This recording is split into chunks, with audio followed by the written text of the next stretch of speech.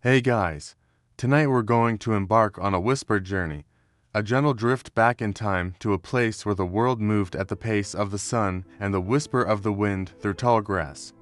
We're going to settle into the quiet, unassuming embrace of a colonial American farmhouse, a place brimming with stories not of grand battles or sweeping declarations, but of the persistent, quiet hum of daily life. Imagine yourself there, a stranger in a strange land, centuries away from the clamor and glow of your present existence. You'd probably find it a bit rustic, shall we say. Perhaps even a little too quiet for your modern sensibilities. Honestly, you probably wouldn't survive a week.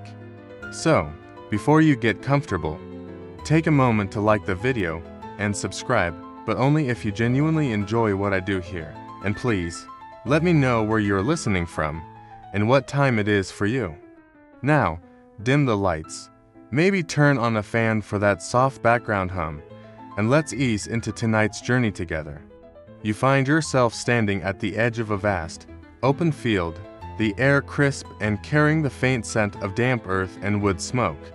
Before you, nestled amidst a smattering of ancient oak trees, stands the farmhouse.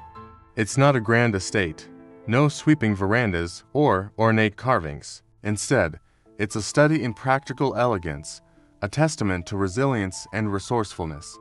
The timber frame, aged by sun and rain, seems to have grown organically from the very ground it occupies, its rough-hewn beams and posts hinting at the strength held within. The roof, a patchwork quilt of hand-split wooden shingles, slopes gently, designed to shed the heaviest of winter snows and channel summer rains into nearby collection barrels. You notice the deep, almost somber hues of the wood, weathered to shades of gray and brown, a subtle palette that blends seamlessly with the surrounding landscape. It's a building that doesn't shout for attention, but rather whispers of a life lived in harmony with its surroundings.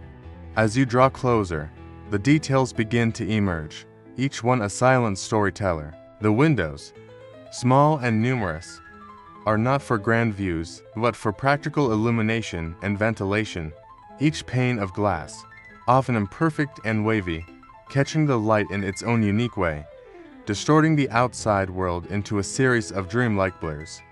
There are no screens here, no modern barriers between the inside and the buzzing, chirping world beyond. A common historical event, though often overlooked, was the constant battle against insects, especially during the warmer months. Imagine the flies, the mosquitoes, a persistent hum that would become the background music of your days. It's a strange truth, one often unconsidered, that the quiet solitude of the past wasn't always so quiet, nor so solitary. When faced with nature's smaller inhabitants, historians still debate the precise methods used to keep pests at bay, beyond simple swatting and the burning of pungent herbs. Perhaps the very air, imbued with the scent of wood smoke and dried herbs, acted as a natural repellent. The front door, thick and heavy, is made of solid oak, its surface worn smooth by countless hands over generations.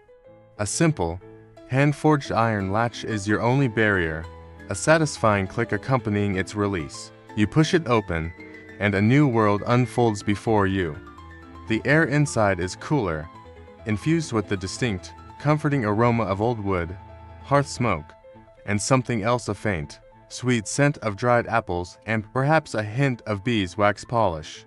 The floors are wide plank boards, uneven and creaking softly under your weight, each grown a memory echoing from the past. You can almost feel the phantom footsteps of those who walked here before you, their daily rituals leaving an indelible mark on the very fabric of the house. To your left, the main room stretches out, dominated by a massive stone fireplace, its opening wide enough to comfortably stand inside. This isn't merely a place for warmth, it's the beating heart of the farmhouse, the source of light, heat, and sustenance. Imagine the flicker of the flames, casting dancing shadows across the walls, illuminating faces gathered for supper or storytelling. It was here that meals were cooked, bread was baked, and the essential tasks of everyday life unfolded. A fascinating, but rarely discussed aspect of colonial life was the precise art of maintaining a consistent fire for cooking. It wasn't just about throwing logs on, it was about carefully managing embers, understanding the nuances of different wood types, and knowing exactly when to add fuel for specific dishes. Historians still debate the exact recipes for fire management, passed down through generations, often without written record. The walls are simple, often plastered and whitewashed, or sometimes left as exposed timber, showcasing the craftsmanship of the builders. There's a certain austere beauty in this simplicity, a deliberate lack of ornamentation that speaks to a life focused on necessity rather than excess. You notice a sturdy wooden table in the center of the room, its surface scarred by knife marks and the gentle wear of countless meals shared. Around it, simple benches and chairs, equally robust and unadorned, await their occupants. This is not a place for idle lounging, but for purposeful activity, for gathering, for sharing, for the quiet unfolding of family life. As your eyes adjust further to the subdued light filtering through the small windows, you begin to discern the subtle details that speak to the daily rhythms of the farmhouse. A spinning wheel might stand in a corner, its spindle patiently awaiting the touch of diligent hands. Baskets woven from local reeds or willow might be stacked neatly by the door, ready for gathering eggs or berries. Dried herbs, perhaps lavender or sage, hang from the rafters, their faint fragrance adding another layer to the house's unique perfume. These weren't decorative items, they were vital tools, each object serving a distinct purpose in the intricate dance of self-sufficiency. It's a remarkable, but often forgotten truth that nearly everything used in the colonial home was either made within its walls or procured from the immediate surroundings. There was no Amazon, no convenience store, no quick trip to the mall. Historians still debate the true extent of self-reliance, wondering just how much exchange occurred between distant settlements. The silence within the farmhouse is profound, broken only by the gentle creaking of the old timbers and perhaps the distant chirping of a bird outside. It's a silence that invites contemplation, a stillness that allows your mind to drift, to imagine the lives lived within these walls. You can almost hear the soft murmur of conversations, the laughter of children, the rhythmic thud of a pestle in a mortar. It's a place where time itself seems to slow, where the hurried pace of the modern world fades into a distant memory replaced by the steady, predictable rhythm of a life lived in harmony with the land and the seasons. You stand there, a silent observer, feeling the weight of history in the very air you breathe, a sense of deep, abiding peace settling over you. This quiet embrace is just the beginning of your journey. As the faint glow of dawn filters through the wavy glass panes of the farmhouse, barely distinguishable at first, you begin to notice subtle shifts in the air. The world outside is awakening slowly, not with clamor, but with a soft unfolding. Perhaps it's the cooing of doves nesting in the eaves or the distant lowing of a cow stirring in the barn. These sounds are not alarms, but natural signals, gently coaxing the household from sleep. You imagine the kind of rest that precedes such an awakening deep, undisturbed by artificial lights or the hum of distant engines. It's a romantic notion, perhaps, but one grounded in a different relationship to time and rest. Historians still debate how colonial farmers structured their sleep, whether it came in segmented phases or as one long stretch, but it's widely believed that the absence of electric light allowed for a sleep more in tune with nature's clock. The first stirrings in the house are gentle, perhaps the creak of old floorboards, the whisper of bare feet across wooden planks. No one rushes. There are no glowing screens demanding attention, no deadlines to scramble for. Movements feel purposeful yet unhurried. A chair is drawn back from the rough-hewn table with a soft scrape. A tin mug is set down with a dull clink. The house is waking, not with noise, but with presence. There is a stillness that holds the air, as though the walls themselves are exhaling, preparing for the day's rhythm. And for modern eyes, the absence of a coffee maker might be startling, let alone the absence of a morning commute. Tasks began early, often before the sun lifted fully over the horizon. The hearth, the heart of the home, would need tending. You can almost catch the scent of old embers, faint and smoky. Colonial households didn't always relight a fire from scratch. Embers were often banked in ash overnight to preserve heat. It was a skill, easily overlooked today, that required care and consistency. That one ember, hidden under ash, held the promise of warmth and nourishment. It's a small act, but one with weight, a silent testament to the value of patience and foresight. Some historians even suggest that the fire itself held symbolic meaning, a daily flame that embodied both survival and continuity. A small lantern might flicker to life, its punched-in sides casting shifting shadows on the walls as someone moves through the main room. The morning air would still carry a chill, especially in winter. Drawing close to the rekindled fire would offer not just warmth, but grounding, a familiar anchor at the day's start.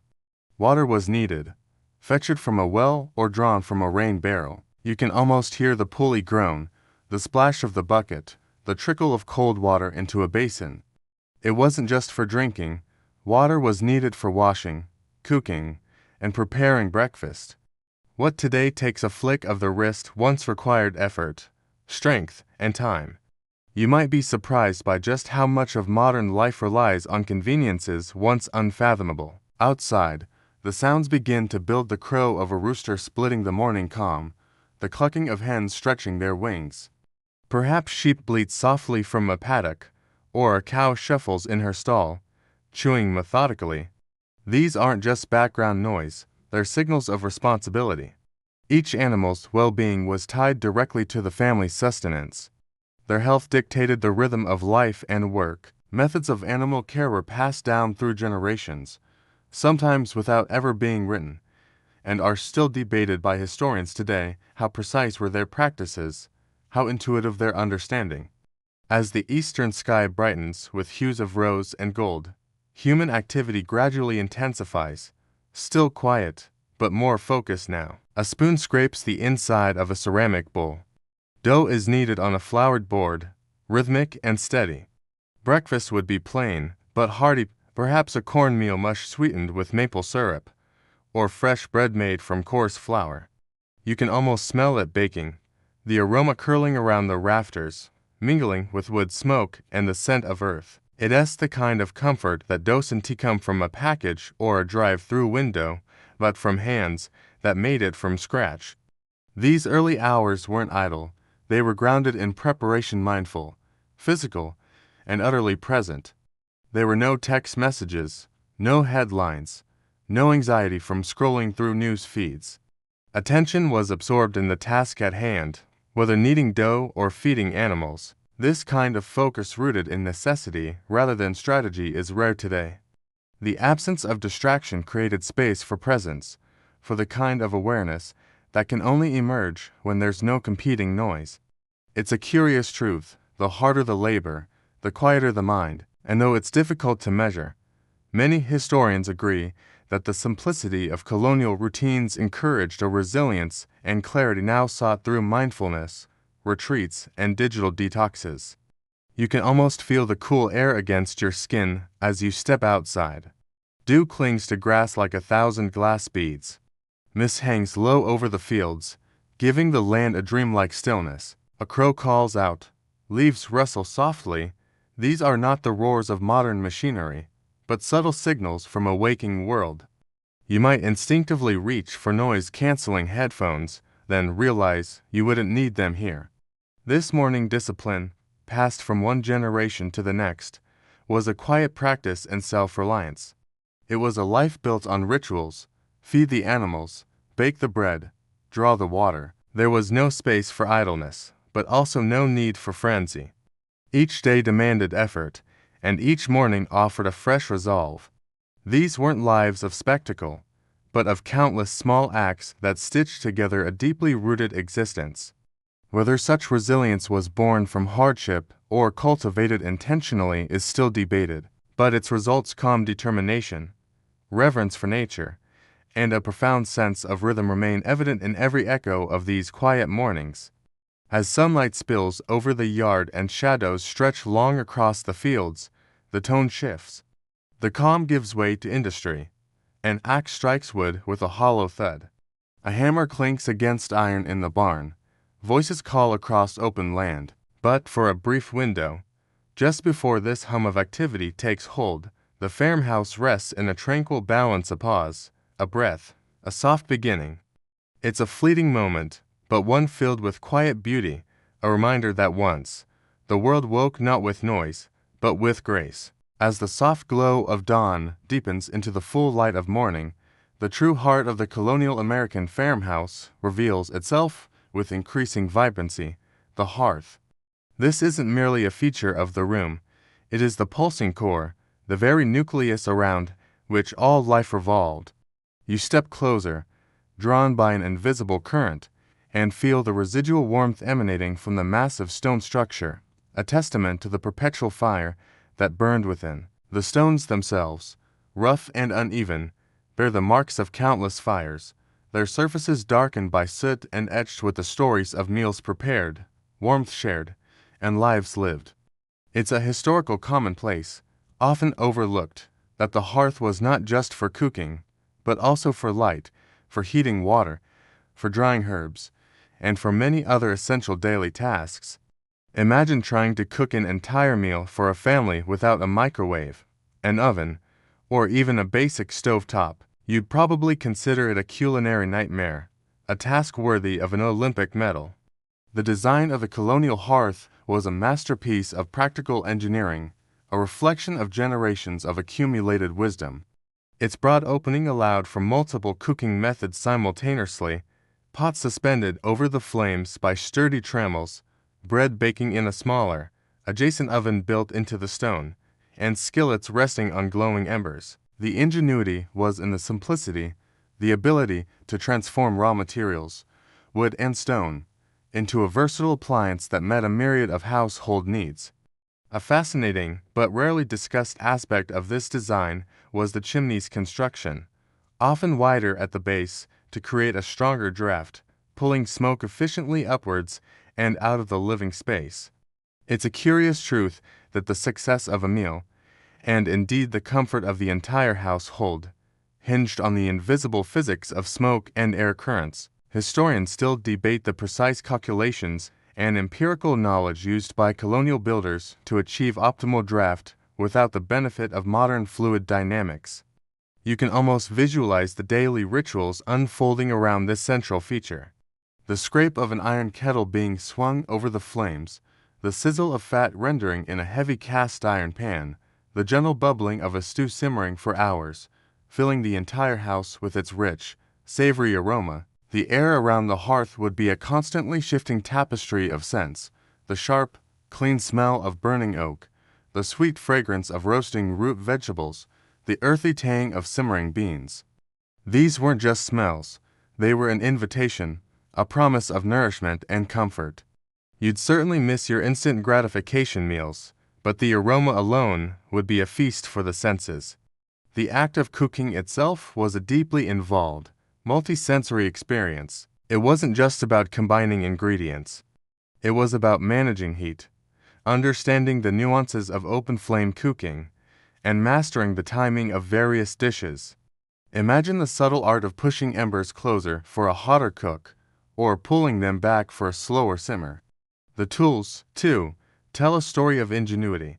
Long-handled iron ladles, heavy tongs for moving logs, and sturdy trivets to hold hot pots. Each piece, often hand-forged by a local blacksmith, was built for durability and purpose, designed to withstand the intense heat and constant use. It's a remarkable, but often overlooked truth that these simple tools were the sophisticated instruments of their time, enabling sustenance and survival. Historians still debate the extent to which specific cooking techniques, passed down orally, contributed to the unique flavors of colonial cuisine. Beyond its culinary function, the hearth was the primary source of warmth during the long, often brutal colonial winters. You can picture family members gathering close on chilly evenings, the fire's glow painting their faces with flickering light, chasing away the cold and the encroaching darkness. The heat it generated radiated outwards, warming not only the main room, but also, to some extent, the adjacent spaces, providing a vital respite from the biting cold. The warmth was not uniform. There would be hot spots close to the flames and cooler zones further away, forcing a constant negotiation for comfort. You might find yourself constantly shifting positions, seeking that perfect balance of warmth and coolness. The hearth also served as a focal point for social interaction and storytelling. After the day's work was done, with bellies full and the biting cold held at bay, families would gather around the crackling fire. Tales would be spun, news from the community shared, and lessons passed down from one generation to the next. The dancing flames would provide a natural backdrop for these quiet moments of connection, their hypnotic rhythm inviting contemplation and camaraderie. It is a strange, but true fact that the absence of artificial entertainment fostered a much deeper reliance on oral tradition and personal interaction for recreation and education. Historians still debate the content and form of these informal educational sessions, often wondering what knowledge was lost without written records. Consider the sheer amount of wood required to keep such a fire burning continuously. Chopping, splitting, and hauling firewood was a constant, arduous task, a year-round endeavor that punctuated the rhythm of farm life. The woodpile, stacked neatly outside the farmhouse, was a visible indicator of the family's preparedness for the lean months, a testament to their foresight and hard labor. The type of wood used also mattered. Hardwoods like oak and maple burned longer and hotter, while softer woods like pine might be used for kindling or for quick, intense heat. This intimate knowledge of the surrounding forest, of its bounty and its limitations, was essential for survival. You'd probably find yourself perpetually sore, your hands calloused from the endless labor of wood procurement. The embers themselves, glowing red beneath a blanket of ash, held a particular significance. They were the lifeblood of the fire, carefully preserved overnight, coaxed back to life each morning with a gentle breath and the addition of kindling.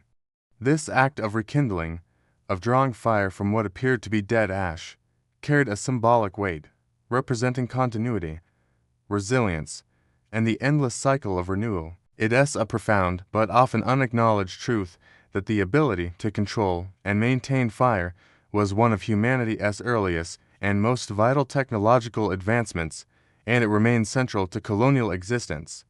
Historians still debate the specific techniques of ember preservation, often differing based on regional climate and available resources. Even the soot on the chimney walls had its purpose. It was collected and used in the making of soap, a testament to the zero-waste philosophy that governed colonial life. Every byproduct, every scrap, had a potential use, a value that was recognized and exploited. This meticulous resourcefulness, born of necessity, stands in stark contrast to the disposable culture of today. You'd be amazed at how little was truly wasted in that era, a concept that might seem utterly foreign to your modern sensibilities. As you step back from the hearth, its warmth still lingering on your skin, you gain a deeper appreciation for its multifaceted role in the colonial farmhouse. It was more than just a source of heat or a cooking implement. It was the heart of the home, a silent witness to generations of lives, a constant reminder of the fundamental connection between human existence and the elemental power of fire. Its enduring presence speaks of resilience, resourcefulness, and the deep, comforting rhythms of a life lived in harmony with the natural world. The glow within its cavernous opening seems to pulse gently, a quiet, inviting beacon in the soft light of the morning. Beyond the inviting warmth of the hearth, just a step or two from the main living space, lies another vital artery of the colonial farmhouse, the kitchen garden.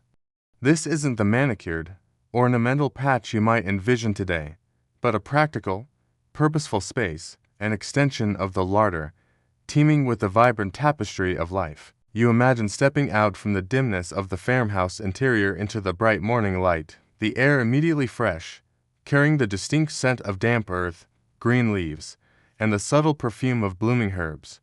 It's a historical commonplace, though often forgotten, that the kitchen garden was a carefully managed ecosystem, far more diverse than a typical modern vegetable patch, providing much more than just food. You'd probably find the sheer variety of plants bewildering, a far cry from the neatly packaged produce in your local supermarket.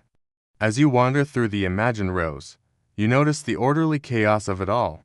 Here, tall stalks of corn stand sentinel, their broad leaves rustling softly in the breeze, promising a staple crop for both human and animal consumption. Nearby, rambling squash vines sprawl across the ground, their large leaves providing shade for the developing fruit, a natural ground cover that also helps to suppress weeds. Interspersed among the more familiar vegetables are plants that might seem foreign to your modern eye. Perhaps rows of flax, grown for its fibers to make linen, or dye plants whose vibrant hues would bring color to homespun textiles. This intercropping, a common historical practice, was not just about maximizing space. It was about creating a resilient garden that mimicked natural ecosystems, promoting healthier growth and deterring pests. It's a curious truth, often overlooked, that these early gardeners understood principles of biodiversity and companion planting long before scientific terms were coined. Historians still debate the specific plant pairings used in different regions, often relying on anecdotal evidence and old household inventories. The soil itself, dark and rich, speaks of generations of careful cultivation, enriched by compost from the kitchen and manure from the barn. You might notice the gentle buzz of bees flitting among the blossoms, a testament to the symbiotic relationship between plant and pollinator. The air hums with the quiet industry of insects, a constant, gentle symphony that provides the background music to the garden's growth. Every plant had a purpose, not just for food, but often for medicine, for dyes, or for household necessities. Imagine the simple act of pulling a handful of fresh mint for a tea, or electing chamomile for a calming infusion. These were everyday remedies, readily available from nature's pharmacy. You'd be surprised how many of your modern medications have their roots in these ancient plant remedies. The rhythm of the garden was dictated by the seasons, a constant dance between planting, tending, and harvesting. Spring brought the frantic activity of tilling and sowing, hope blossoming with each tiny seed pressed into the soil. Summer was a period of vigilant care, weeding, watering, and protecting young plants from pests and disease. And then came the glorious bounty of autumn, the culmination of months of labor, as the garden yielded its precious harvest. This wasn't merely a task, it was a deep, spiritual connection to the earth, a recognition of dependence and gratitude. It's a remarkable, but often understated truth that the success of the garden directly impacted the family's survival through the lean winter months. Historians still debate the specific heirloom varieties cultivated in different colonial settlements, given the lack of formalized seed banks. Watering, too, was a meticulous affair. There were no hoses or sprinklers here. Water would be carefully carried from the well or rain barrel, often in heavy wooden buckets, and then precisely distributed to thirsty plants. Every drop was precious, every effort considered. You can almost feel the ache in your arms from carrying those heavy loads, the sun beating down on your back. It's a profound, but often unacknowledged truth that the sheer physical effort involved in sustenance farming instilled a deep appreciation for every bite of food.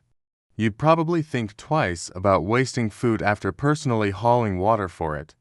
The variety of crops grown in a colonial kitchen garden was astonishingly diverse. Beyond the staples like corn, beans, and squash, the three sisters of indigenous agriculture, quickly adopted by colonists, you would find a plethora of leafy greens, root vegetables, and herbs.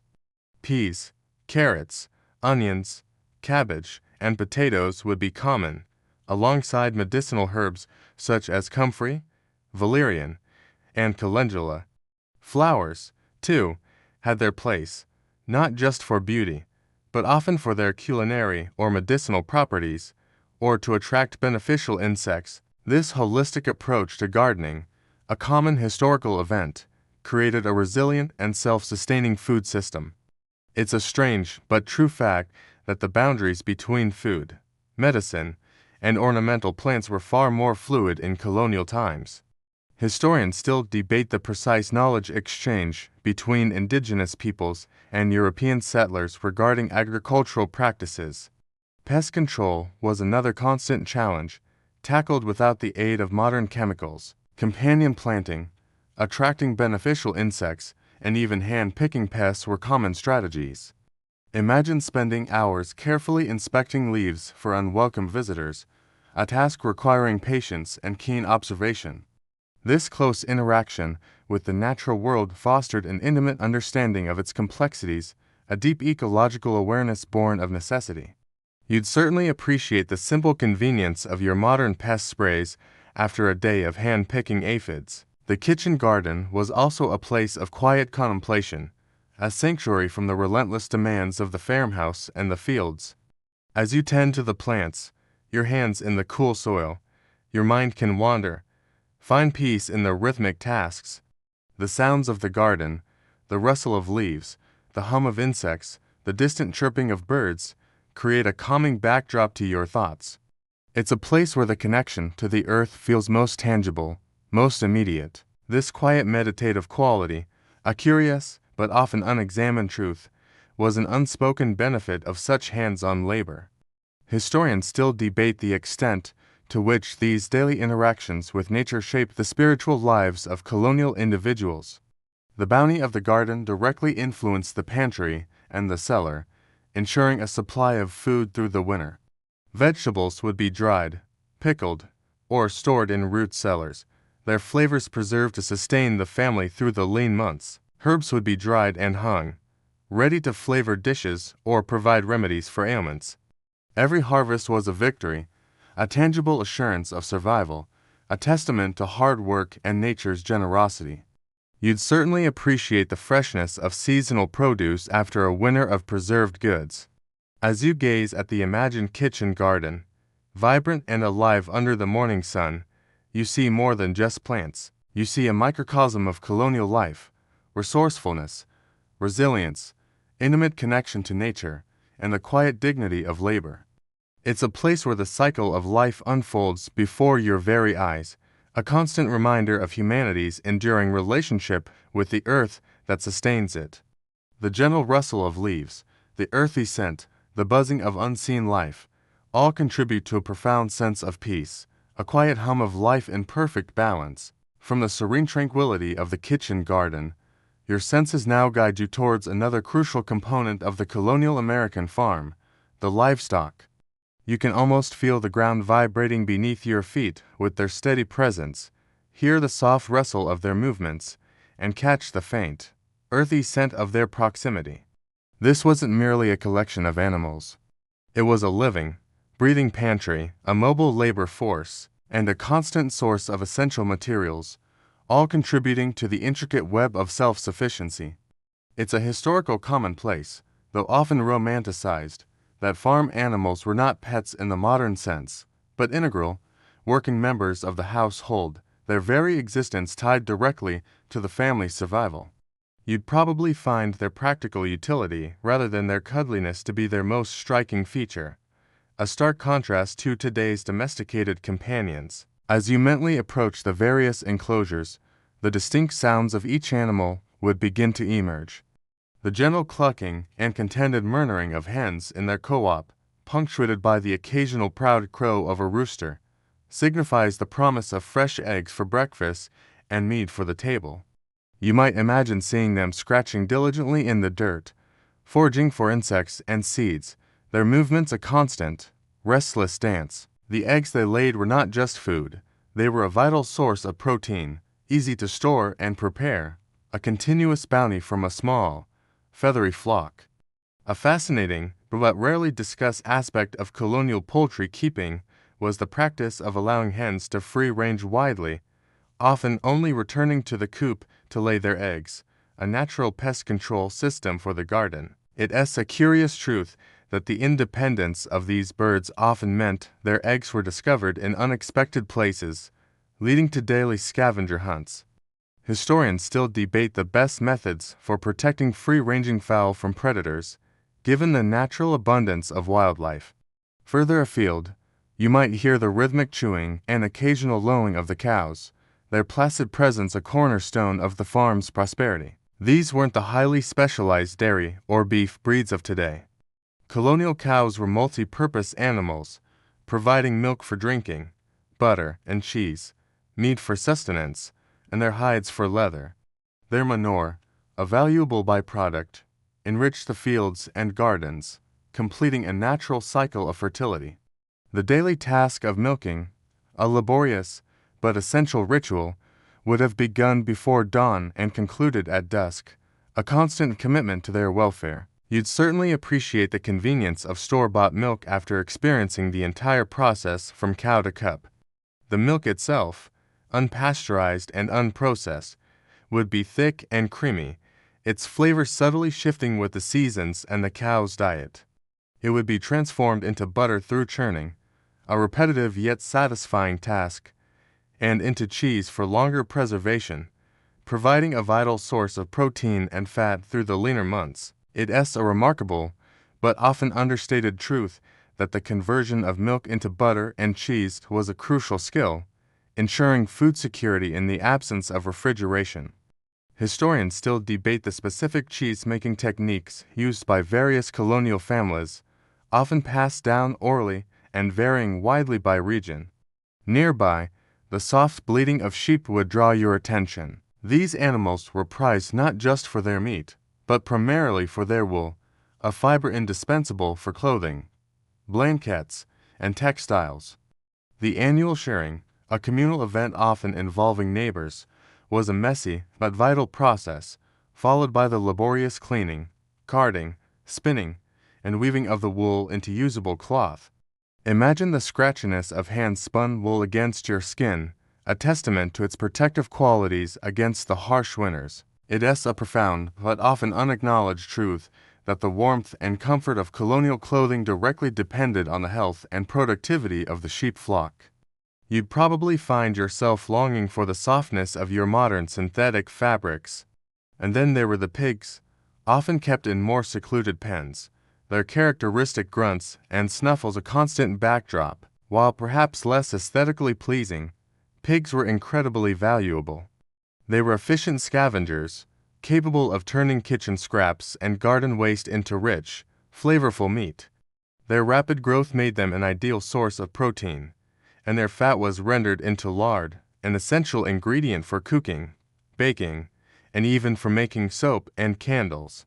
The autumn slaughter, a major event on the farm, would involve preserving large quantities of pork through salting, smoking, and curing, ensuring a supply of meat for the winter. This meticulous preservation, a common historical event, was crucial for survival and a testament to ingenuity. It's a strange but true fact that every part of the pig, from snout to tail, was utilized, reflecting a zero-waste philosophy born of necessity. Historians still debate the precise methods of meat preservation, often varying significantly between different cultural backgrounds of the settlers. Finally, the noble horses or oxen would be the silent powerhouses of the farm. Their imposing presence, their steady breathing, and the occasional stamp of a hoof would signify their strength and tireless dedication. These animals were the heavy lifters, indispensable for plowing the fields, hauling timber from the forest, pulling carts laden with harvests, and providing transportation. Their care was paramount, for without them, much of the arduous labor of the farm would simply not be possible. Imagine the sheer physical effort required to harness and direct these powerful creatures, a task demanding skill, patience, and mutual respect. You'd certainly appreciate the ease of your tractor or even a simple car after experiencing the limitations of animal power. The constant oversight and care of these animals was a demanding, year-round commitment. Illness, injury, or loss of an animal could be a devastating blow to the family's livelihood. The farmers possessed an intimate knowledge of their animals, understanding their individual temperaments, their needs, and the subtle signs of distress. This wasn't just about feeding and watering. It was about a deep, intuitive connection to the creatures that sustained their lives. This hands-on veterinary care, a curious, but often unexamined truth, was passed down through generations, often relying on traditional remedies and keen observation. Historians still debate the efficacy of many of these folk remedies, given the limited scientific understanding of the time. The sounds of the livestock formed a continuous, comforting hum, a living heartbeat across the landscape, the bleating, lowing, clucking, and snorting all blending into a harmonious symphony of rural life. Their very presence underscored the symbiotic relationship between humans and animals, a partnership essential for survival in the colonial era. Every animal, from the smallest hen to the largest ox, played a vital role in the intricate dance of farm self-sufficiency. It was a life of constant give and take, of mutual dependence, a stark reminder that prosperity was earned through diligence, foresight, and a deep respect for all living things. As you step away from the imagined pens and pastures, the gentle echoes of their presence linger, a quiet assurance of sustenance and a testament to the enduring rhythm of the farm. Leaving behind the bustling world of livestock, you now approach a different kind of presence, quieter, grander, yet no less vital. The barn rises before you like a quiet monument, not just a shelter, but a statement.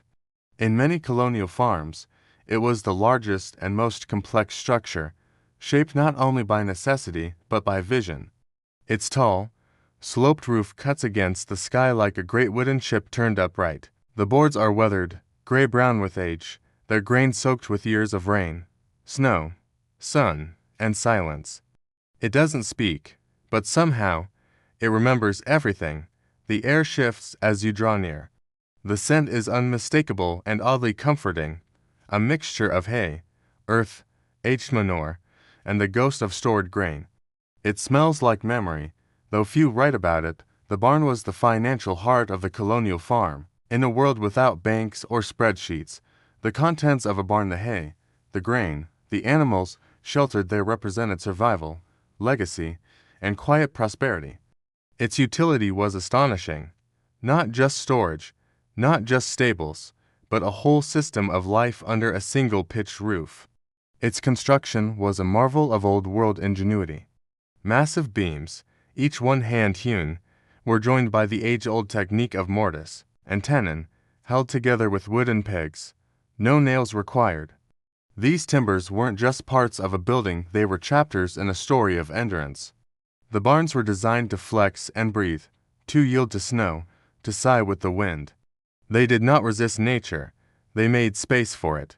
Historians still marvel at how so much engineering knowledge lived not in books, but in the hands of craftsmen. Imagine the labor it took to raise one. A barn raising wasn't a job for one family, it was a community ritual. Neighbors gathered, ropes were pulled, timbers lifted, and sweat mingled with laughter. These weren't just structures, they were symbols of cooperation. The very act of building one built something else too, a sense of belonging, of shared destiny in a landscape both beautiful and unforgiving. Each barn that stood was also a memory of hands offered, of work divided among many, of the village that farmed together. You slide open the heavy doors, they creak, slow and solemn, and you step into a dim, cavernous interior. The barn exhales its welcome, cool, earthy, still. Sunlight pierces through the cracks in long shafts, illuminating floating dust like gold caught in still air. The scent of hay deepens dried, sweet, warm. The floor beneath your boots has a slight give, the softness of summers spent gathering. This hay, dried and stored in vast mows, was the difference between a winter endured and a winter suffered. It was wealth in its quietest form. Look around and you'll see purpose in every corner. One bay holds the stalls of oxen and draft horses, huge creatures, muscled and calm. Their snorts and slow chewing echo gently, like low notes in a wooden symphony. These animals weren't just livestock, they were engines, partners, patient companions in a life that demanded strength. Their care was paramount, because their health meant the fields were plowed, the carts pulled, the wood hauled. Time, attention, and compassion all were invested daily in their well-being. Beyond the stalls lies the threshing floor, a broad open space of tamped earth. Here, in the colder months when fields rested, grain was laid out and flailed. The rhythm of the work strike, lift, turn, repeat was its own kind of music, echoing into the wooden bones of the barn. Chaff would rise like golden dust, catching in the light and in your throat. It was hard work, repetitive, exhausting, and essential. This was the transformation of harvest into sustenance, of labor into food. No machine yet hummed in its place. Above and beside the threshing floor, the hay lofts loom. These tall, shadowed spaces were once filled to the brim, hay piled high, bins full of oats and wheat. Imagine climbing the ladders, feeling the warm scratch of hay on your arms, stacking carefully for air to flow. A full loft meant security. It meant the months ahead, no matter how cold or cruel, would not find the animals hungry. It was a visual reassurance that the year's work had borne enough to carry forward. In those full bins lived peace of mind, and not just hay. Around the edges, you'd find tools, scythes, rakes, plows, each carefully placed, each with a history. These weren't disposable. They were handmade, often hand-me-downs from father to son, shaped by use, repaired with care. Tools hung from beams like trusted friends. The barn was also a workshop, a forge of necessity. Here, leather harnesses were mended, plows sharpened, broken wheels restored. A farmer in those days wasn't one thing, he was many things, because he had to be. When storms blew in, and they always did, the barn became refuge, not just for animals, but for people. The thick wooden walls muffled the howl of the wind. The roof, the old, held. Inside was warmth, or at least shelter, and the smell of hay was a comfort. There's a kind of safety you can't measure, only feel, and barns gave it. They were sanctuaries in every sense against snow, against rain, against the uncertainty of weather that had no forecast. They were constant in a world that rarely was. The barn was a place of labor, yes, but also of community. Threshing bees, hay harvests, repairs before winter, all these required hands, and many hands made light work. Laughter echoed through rafters during breaks. Jokes were shared alongside cider. In the act of helping each other survive, neighbors built something more lasting: fellowship. It's a truth that history books often overlook, that while independence defined early America, interdependence made it work. You step back outside, leaving the barn behind, though its scent lingers on your clothes. The morning light has brightened. The barn stands quiet now, its doors partly ajar, its presence timeless. It is both building and memory, both structure and soul. Its beams hold not just hay, but the weight of generations. Its floor is worn by footsteps long gone. It watches over fields still green. And though its builders sleep beneath stone, the barn endures. A monument not to wealth or war, but to work, to weather, and to quiet perseverance. It is easy to overlook such places today, to call them old, outdated, to forget the wisdom they embody. But standing before one, listening closely, you may hear it speak, not in words, but in creaks and stillness, in scent and space. It says, "We endured, we made do, we worked together, and we left something that still stands," that, perhaps, is the truest legacy of the colonial barn. Not just its utility, but its quiet dignity. And in that dignity, something human and enduring still echoes. Leaving the shelter of the barn, your gaze stretches outward to the open fields, a place where labor met landscape, where the farmer's body and the earth were in constant dialogue. These fields were not mere stretches of soil. They were living systems, cultivated through sweat and stubbornness. Walking their edge, you leave behind the barn's sweet scent and enter air filled with tilled earth, wildflowers, and possibility. Here, the farmers will shape survival, with no automation, no respite. Each furrow dug was a line etched into the history of endurance. This land didn't simply grow food, it demanded a kind of spiritual patience, a rooted resilience that modern life rarely calls for. Colonial agriculture was shaped as much by what farmers lacked as what they had. The plow, heavy and crude by modern standards, was a marvel of muscle and ingenuity. Pulled by oxen or horses, it carved deep lines into stubborn ground, turning over centuries of quiet soil. Imagine the rhythm of it, the resistance, the pull, the breath of the animal, the guiding hand. This was not mindless work, it was technique, learned by doing, season after season. Each pass prepared the land for something vital, and each plow was a story in itself, often crafted by a blacksmith who understood both iron and earth. Once the plowing was done, harrowing followed, a harsh name for a necessary task.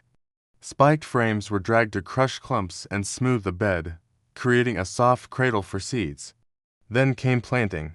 Depending on the crop, some seeds were tossed by hand in broad gestures. Others, like corn, were placed one by one. Corn especially required ceremony, each kernel dropped in with ash or fish beside it, a practice gifted from indigenous neighbors. This wasn't just planting, it was intention made physical, a quiet ritual of care. Every seed held a promise, every rowel whispered hope that the earth, generous or cruel, would provide once more. The growing season was long, often unforgiving. Once planted, the crops were watched with vigilance and tended with aching backs. Weeding was endless, a war waged low to the ground with fingers, hoes, and determination. Under the harsh sun, bent bodies moved in rhythm with the land, chasing away the green intruders that threatened to steal nourishment from the true crop. The work was slow, repetitive, and absolutely essential. No weed removed meant one less ear of corn, one less sack of grain. In this heat and silence, something profound formed a bond not only with the earth, but with one's own limits. When the crops began to mature, anticipation grew alongside them. Wheat turned gold beneath a breeze, corn stood tall and thick. These were the visual signs of progress, the tangible answer to months of hope and work. Harvest was both a celebration and a gauntlet. For grains, the scythe became the farmer's instrument, slicing in fluid, practiced arcs. Each sweep cut time from the stalk, drawing it toward sustenance. Then came gathering and binding, loading sheaves into carts under heavy skies. It was elegant, repetitive work that left your body hollowed out and your spirit strangely full. In the silence after, the land breathed differently. Root vegetables had their own demands. Digging up potatoes or beets was personal, hand-to-hand labor. The soil resisted, clinging to its treasures. Each perfect tuber unearthed was like finding proof that effort still meant something. The work was humble, slow, and immensely satisfying. A meal harvested with bare hands was richer than any gourmet plate. The act of extraction was an act of thanksgiving. It's hard to imagine the depth of appreciation for food grown in your own soil, warmed by your own sweat. This was not convenience, it was communion. Farmers understood that what they pulled from the ground would carry them through storms to come. Knowledge of soil and cycles was as essential as tools. Farmers read the earth like a living manuscript. Its color, its scent, its yield told them when to plant, where to rotate, what to rest. They knew without measuring, remembered without writing. This wisdom passed from hand to hand, mouth to ear, unbroken across generations. It was shaped by local weather, altered by observation, and adjusted with the advice of elders. Many techniques, such as companion planting or soil amendments using ash and compost, came from indigenous communities. Though unrecognized by textbooks, this deep intuition defined success on the farm more than any tool ever could. Some parts of the field weren't for grain or vegetables, but for hay. Meadows were planted or left wild, and come summer, they offered tall grasses, scattered flowers, and food for the animals. Haymaking was both delicate and grueling. Grass had to be cut at the right time, dried just enough, gathered before rain. To damp, and it molded, to dry, and it crumbled. The farmer watched the sky with anxious reverence. Every bale carried the weight of winter's survival. Each cartload was security stacked in the barn. These meadows were the quiet heart of the farm, seasonal, fragrant, and entirely essential. There were no weekends in colonial farming, no holidays during harvest. Nature didn't pause, so neither did the farmer. Hands chapped, back sore, clothes worn thin, this was the daily cost of life sustained by land. And yet, within the unrelenting labor, there was a clarity that many today have lost. The rhythm of the work was steady, rooted. The rewards were immediate and visible. Food on the table, warmth in the barn, quiet in the heart. Through storms and droughts, the farmer returned to the fields not just out of duty, but from a deep-seated belief that effort and earth would still hold meaning. Amid exhaustion lived purpose. The farmer rose before light, returned after dark, but knew the land responded to care. Every field tilled was a reflection of inner discipline. Every weed pulled was a defense of future nourishment. This was not just survival, it was stewardship. Underneath the toil lived something sacred, the idea that life came from listening, watching, tending. The air was not just air, it carried cues. The soil was not just ground, it held memory. This harmony between body and world, this quiet mutual respect, was a kind of grace. And it shaped the farmer as much as it shaped the field. The fields held stories, not just of crops and labor, but of persistence and transformation. They recorded footsteps, remembered storms, responded to patterns both human and divine. As you stand at the edge and look across their green and golden stretches, you witness the accumulated will of countless souls who worked in silence, gave without spectacle, and carved life from earth. Every row, every stalk, every stone moved and returned. These are testaments.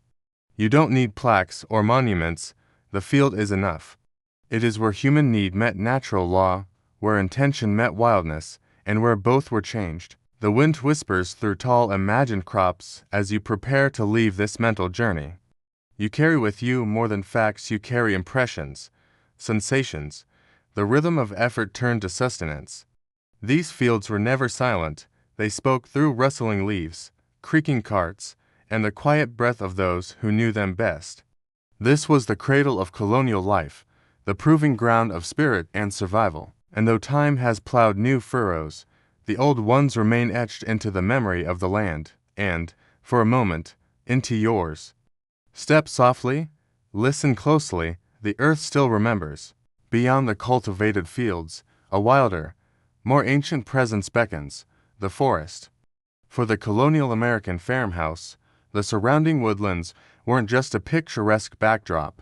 They were an indispensable extension of the farm, a vast, untamed pantry, and a crucial source of every conceivable necessity. As you mentally step from the open fields into the dappled shade of the trees, the air immediately grows cooler, infused with the earthy scent of damp leaves, decaying wood, and the pungent aroma of pine needles.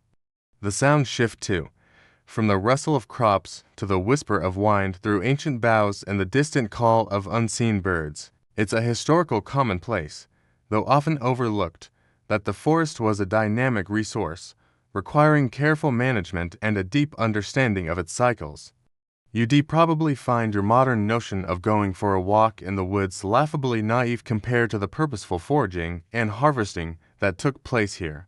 The most obvious, and perhaps most vital, contribution of the forest was timber. Every structure on the farm, the house itself, the barn, sheds, fences, and even rudimentary tools, was built from wood harvested from these very woods.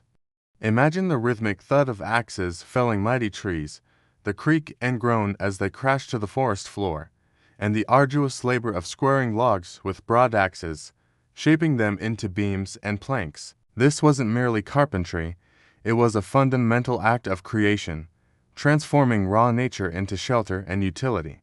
The specific types of wood mattered: sturdy oak for structural integrity, pliable pine for boards and siding, and dense hickory for tool handles. It's a curious truth, often unexamined, that the entire built environment of colonial life was a direct reflection of the surrounding arboreal landscape. Historians still debate the specific methods of sustainable forestry practiced by early settlers, given their immediate need for resources. Beyond construction, wood was the sole source of fuel for the omnipresent hearth. The continuous burning fire demanded an unending supply of firewood. Imagine the relentless cycle of felling, splitting, and hauling logs, a year-round chore that defined the rhythms of life during every season. The size and type of wood were carefully selected for different burning qualities: slow-burning hardwoods for sustained heat, quick-burning softwoods for kindling. This wasn't just about warmth, it was about survival, about cooking food, and about light in the darkest hours. You'd certainly appreciate the simple flick of a switch to turn on your heating and lights after experiencing this labor-intensive energy source. The forest also provided an astonishing array of food resources. Wild game, from deer and rabbits to squirrels and wild turkey, supplemented the diet, offering vital protein and fat. Imagine the quiet patience of a hunter, moving silently through the undergrowth, keen eye scanning for movement. Berries, nuts, and edible wild plants offered seasonal abundance, providing crucial vitamins and flavors. The knowledge of these foraging opportunities, a common historical event, was often passed down from indigenous communities, a testament to their deep ecological understanding. It is a remarkable, but often understated truth that a significant portion of the colonial diet came directly from wild harvesting, reducing reliance on cultivated crops. Historians still debate the extent of specific foraging routes and seasonal patterns used by colonial families. Beyond food and fuel, the forest offered a wealth of other essential materials. Maple trees provided sap for syrup and sugar, a crucial sweetener in an era before refined sugar was widely available. Imagine the slow drip of sap into collecting buckets during the late winter thaws, the sweet steam rising from boiling cauldrons as the sap was reduced. Trees like birch and willow offered bark and pliable branches for basketry, cordage, and rudimentary tools. Pitch and tar, derived from pine trees, were vital for sealing boats and preserving wood, essential for maritime trade and durable construction. It's a profound but often unacknowledged truth that every part of the tree, from its deepest roots to its highest branches, held potential value. You'd probably find yourself perpetually surprised by the sheer ingenuity required to extract and utilize these natural resources. The forest was also a source of medicinal plants and herbs. Colonial apothecaries were often stocked directly from the woods, with knowledge of remedies often gleaned from indigenous practices or European folk traditions. Imagine gathering specific leaves, barks, or roots, knowing their precise curative properties, for fevers, for wounds, for calming nerves. This intimate knowledge of botanical medicine, a strange but true fact, was often a matter of life and death in a time without modern pharmaceuticals. Historians still debate the efficacy of many colonial remedies, and which indigenous practices were most widely adopted. Navigating the forest was not without its challenges. It was a wild, untamed space, home to predators and unforeseen dangers. Familiarity with its paths, its rhythms, and its potential hazards was essential for survival. Imagine the deep respect, almost reverence, that would develop for such a powerful and unpredictable environment. This constant negotiation with the wilderness, a curious but often unexamined truth, fostered a keen sense of awareness and self-reliance. Historians still debate the specific hunting and trapping techniques that were most prevalent and successful. The sounds of the forest, too, were a constant presence, the rustle of unseen creatures, the hoot of an owl in the distance, the sharp rap of a woodpecker, and the ethereal whisper of the wind through the leaves. These sounds were not mere background noise. They were cues, indicators of animal presence, changes in weather, or simply the gentle, unchanging rhythm of nature. In the quiet solitude of the woods, one could feel deeply connected to something ancient and timeless. You'd certainly miss the constant digital notifications that punctuate your modern existence, replaced here by nature's subtle cues.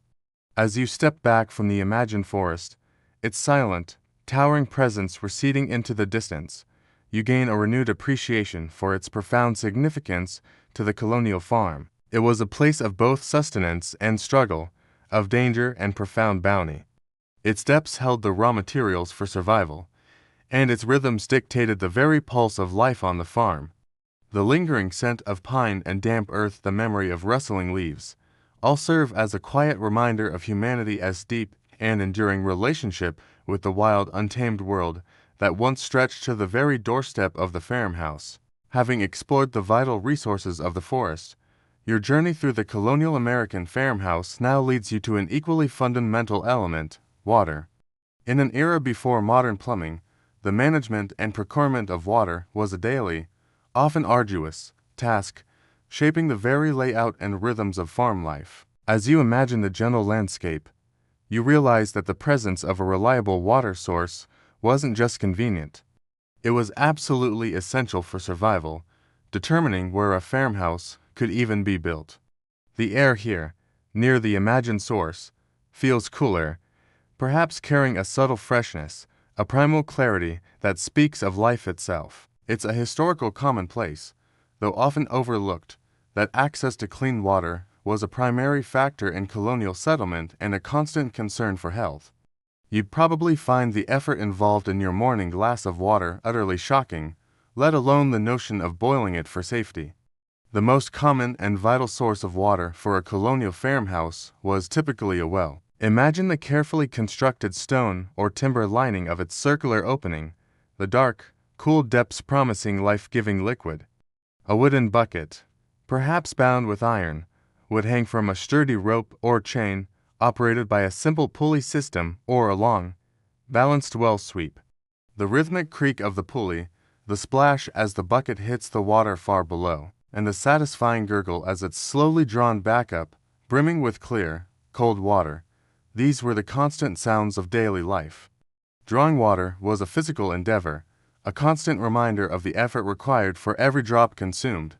It's a curious truth, often unexamined, that the depth and purity of a well could determine the longevity and prosperity of a family's settlement. Historians still debate the specific methods of well construction and maintenance used to prevent contamination, often relying on traditional knowledge.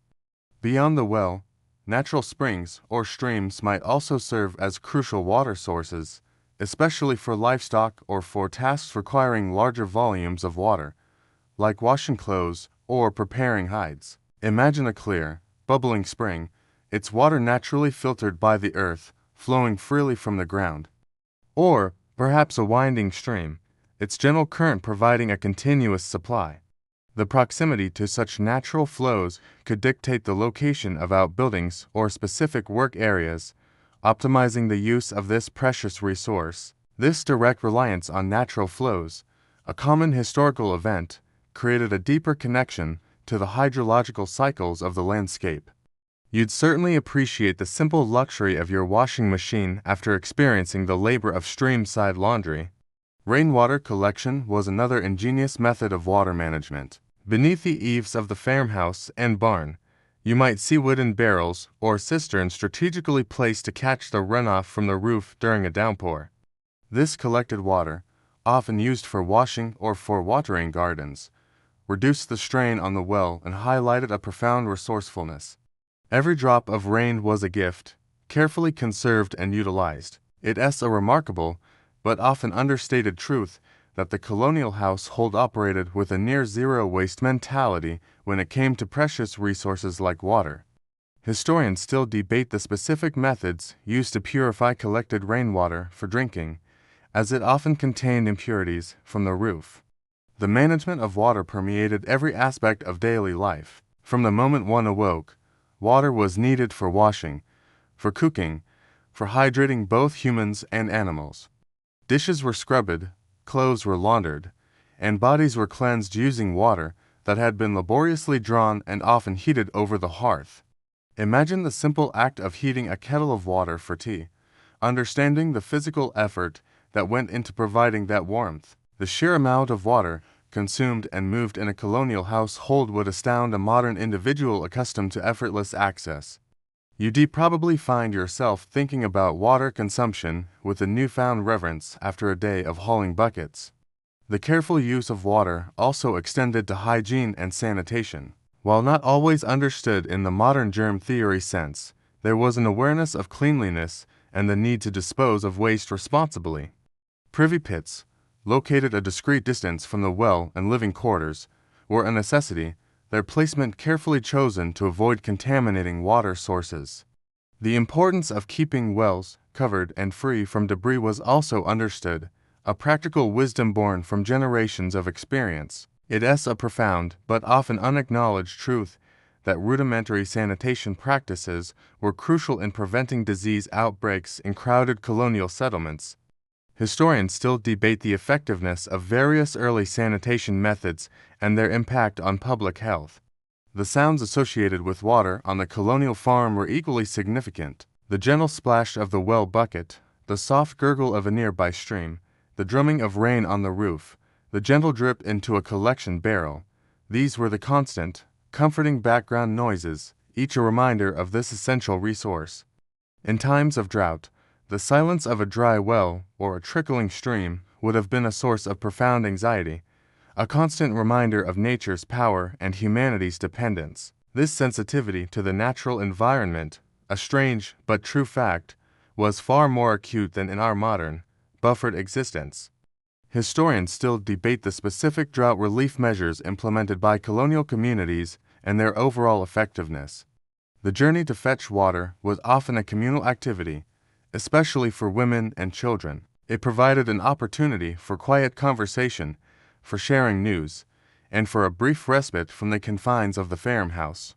These moments of shared labor, a curious but often unexamined truth, fostered community bonds and distributed the physical burden. You'd certainly miss the solitary convenience of your tap, but perhaps gain a deeper sense of connection through shared effort. As you step away from the imagined well, the cool sensation of its drawn water still lingering in your mind, you gain a deeper appreciation for the role of water in the colonial farmhouse.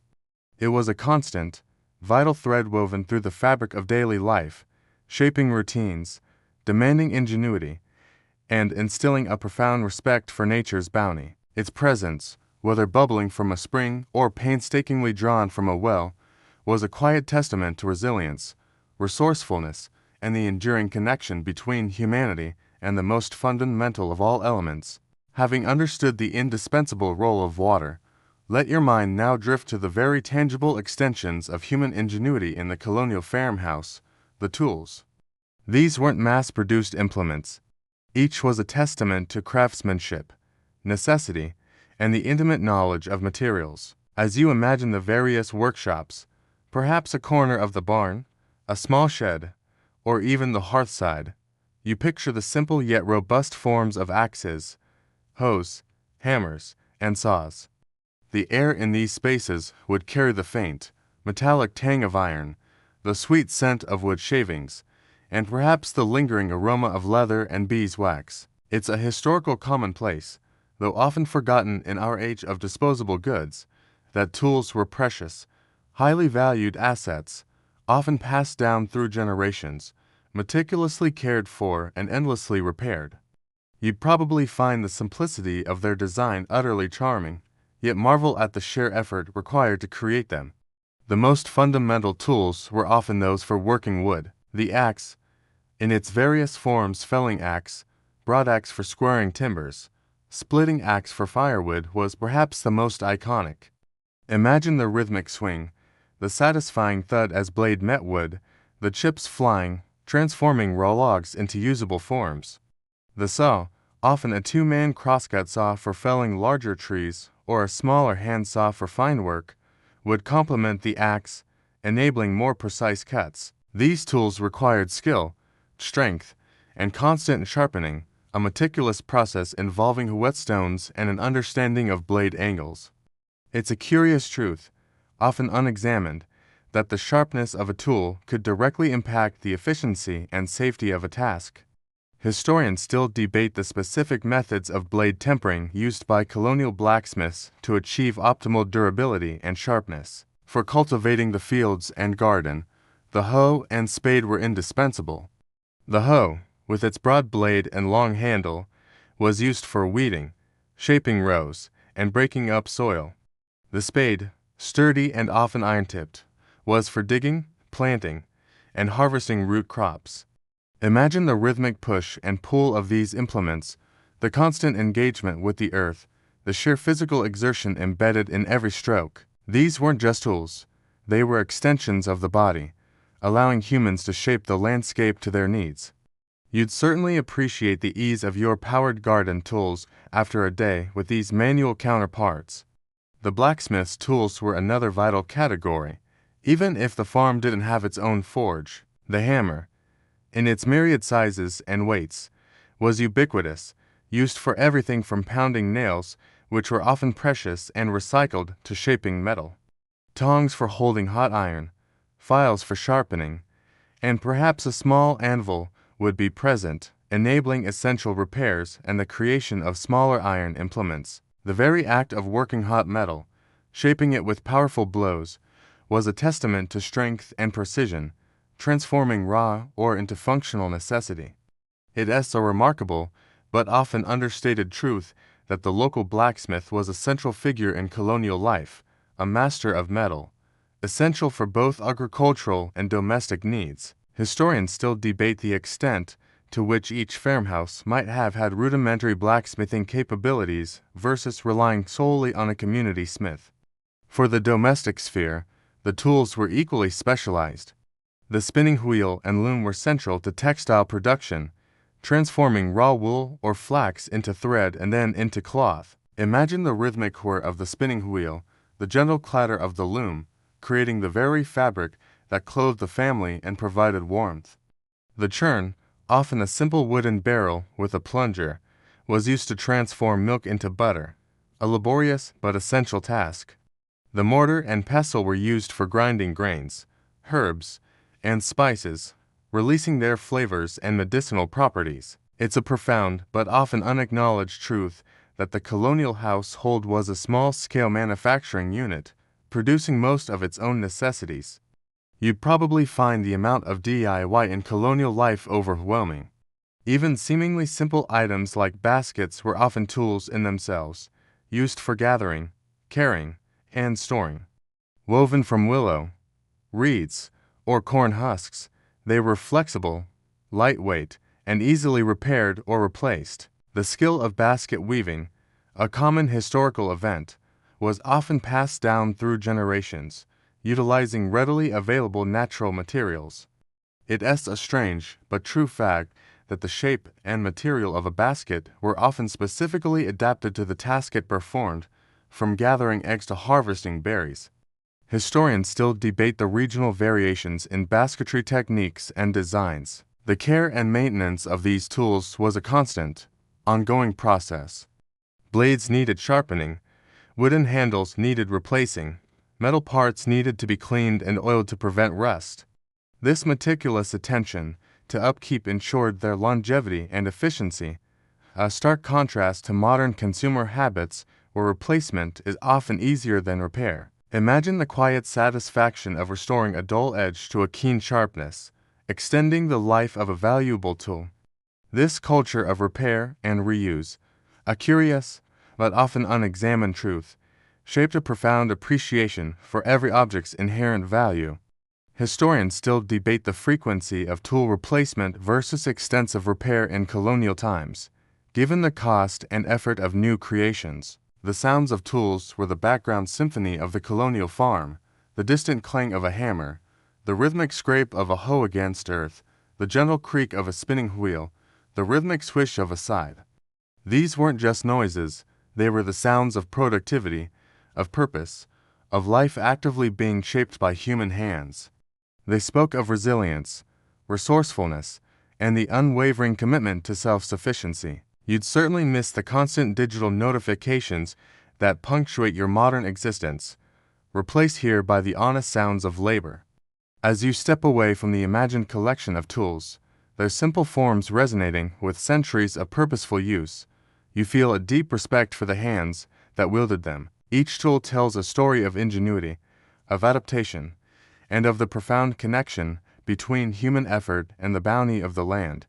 They stand as silent witnesses to a bygone era, reminding us of a time when every object had a direct relationship to survival, a quiet testament to the enduring spirit of the colonial farmhouse. Having considered the tangible tools of survival, let your thoughts now expand to the invisible, yet all-encompassing, force that dictated the very pulse of life on the colonial American farm, the seasons.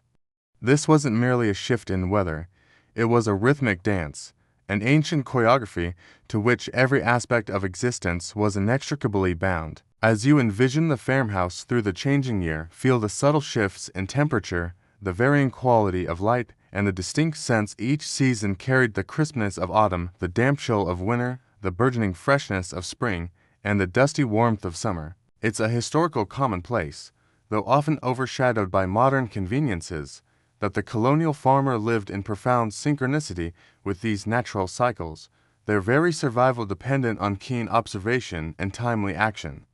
You'd probably find the lack of climate control utterly primitive, yet perhaps appreciate the deep connection to nature it fostered. Spring was a time of rebirth, of frenetic activity, and of renewed hope. After the long, often isolating winter, the thawing earth beckoned. Imagine the faint, sweet smell of melting snow, the first tentative shoots of green emerging from the brown earth, and the cheerful chirping of returning birds. This was the season for tilling the soil, a heavy, laborious task after months of dormancy. The fields, once frozen and hard, now needed to be broken up, prepared for the seeds of the coming harvest. Seeds themselves, carefully saved from the previous year or acquired through precious exchange, would be meticulously planted, each tiny kernel holding the promise of future sustenance. This wasn't just gardening, it was an act of faith, a gamble against unpredictable weather and unforeseen challenges. It's a curious truth, often unexamined, that the success of the entire year hinged on the precision and timing of these early spring tasks. Historians still debate the specific methods of seed preservation used to ensure viability over the winter months, varying by region and crop. As spring deepened into summer, the farm entered its most intense period of growth and labor. The sun, climbing higher in the sky, brought long, warm days filled with relentless work. Imagine the humid air, thick with the scent of burgeoning crops, freshly cut hay, and perhaps the distant aroma of wood smoke from summer cooking. This was the time for weeding, a seemingly endless battle against nature's opportunistic invaders, requiring constant vigilance and back-breaking stoop labor under the scorching sun. The hay harvest was a critical summer event, ensuring fodder for livestock through the winter. Fields of tall grass would be scythed, raked, and stacked into sweet-smelling haycocks, then hauled to the barn. This intense period of work, a common historical event, tested the physical endurance of every family member. You'd certainly appreciate the ease of your air-conditioned office and the ready availability of food without such manual effort. Autumn, the season of harvest, brought a profound sense of culmination and relief, tinged with the looming knowledge of winter's approach. The air would grow crisp, carrying the rich sense of ripe grain, fallen leaves, and the sweet aroma of drying apples. This was the glorious reward for months of toil. Imagine the golden fields of wheat being scythed and gathered, the corn ears being husked and stored, the root vegetables being dug from the earth. Every bushel of grain, every basket of potatoes, every dried apple represented a tangible step towards securing survival through the lean months. The barn and cellar would be filled to bursting, a visual testament to the farm's productivity and the family's diligence. It's a remarkable, but often understated truth that the sheer volume of preserved food represented the family's wealth and their chances of enduring the winter. Historians still debate the optimal storage techniques for different crops to prevent spoilage, often varying based on regional climate and available cellar designs. And then came winter, a time of profound stillness and introspection, but also of quiet, purposeful work. The world outside would be blanketed in snow, the air sharp and biting, infused with the constant smell of wood smoke from the hearth. While outdoor farm labor significantly decreased, the work didn't stop. This was the season for indoor tasks, weaving cloth, mending tools, preparing animal hides, and storytelling around the fire. It was also a crucial time for rest and recuperation, a necessary respite before the renewed intensity of spring. Imagine the cozy warmth of the farmhouse interior, the crackle of the fire, the quiet hum of domestic industry, contrasting with the vast, cold silence outside. It's a profound but often unacknowledged truth that winter imposed a slower, more deliberate pace of life, fostering deeper family bonds and essential periods of reflection. You'd probably find the lack of entertainment options daunting, yet perhaps welcome the enforced simplicity. The changing seasons dictated not only the work, but also the diet and daily routines. Food was eaten in season, fresh from the garden or field, then preserved for the colder months. Clothing would change with the temperature, layers added or shed as needed. The rhythm of sleep and waking was often influenced by the hours of daylight, a more natural cycle than our artificially lit modern lives. This deep attunement to natural cycles, a strange but true fact, fostered a profound sense of humility and respect for the unpredictable power of nature. Historians still debate the psychological impact of such a tightly scheduled and seasonal existence, balancing the hardships with the clear purpose it provided. Even the community gatherings were often seasonal. Harvest festivals in autumn, husking bees in winter, and planting celebrations in spring brought neighbors together, reinforcing social ties and sharing both labor and merriment. These events were a vital part of the social fabric, providing much-needed breaks from the arduous daily grind and fostering a sense of collective identity. You'd certainly appreciate the camaraderie of shared labor, a stark contrast to many solitary modern activities. As you step back from this mental journey through the colonial year, you sense the powerful, overarching influence of the seasons on every fiber of the farmhouse's existence. It was a life lived in constant dialogue with nature, a testament to human adaptability, resilience, and the enduring beauty of a world defined by the sun's path and the earth's turning. The gentle ebb and flow of these cycles, the constant reminders of growth, decay, and rebirth, imbue the very air around the farmhouse with a timeless quality, a quiet whisper of life's eternal dance. Beyond the immediate confines of the farmhouse and its fields, an invisible but vital force pulsed steadily through colonial life, the community. Though history often celebrates the image of the self-reliant settler carving a life from the wilderness, the reality was far more nuanced. In a world of demanding physical labor, limited tools, and unpredictable hardships, isolation was not a badge of honor, it was a danger. Cooperation wasn't optional, it was essential for both survival and any measure of prosperity. If you let your imagination drift beyond the small clearing where the farmhouse stood, you'd find it surrounded not by wilderness alone, but by a loose constellation of other homesteads, scattered across the landscape yet bound together by well-worn paths and shared needs.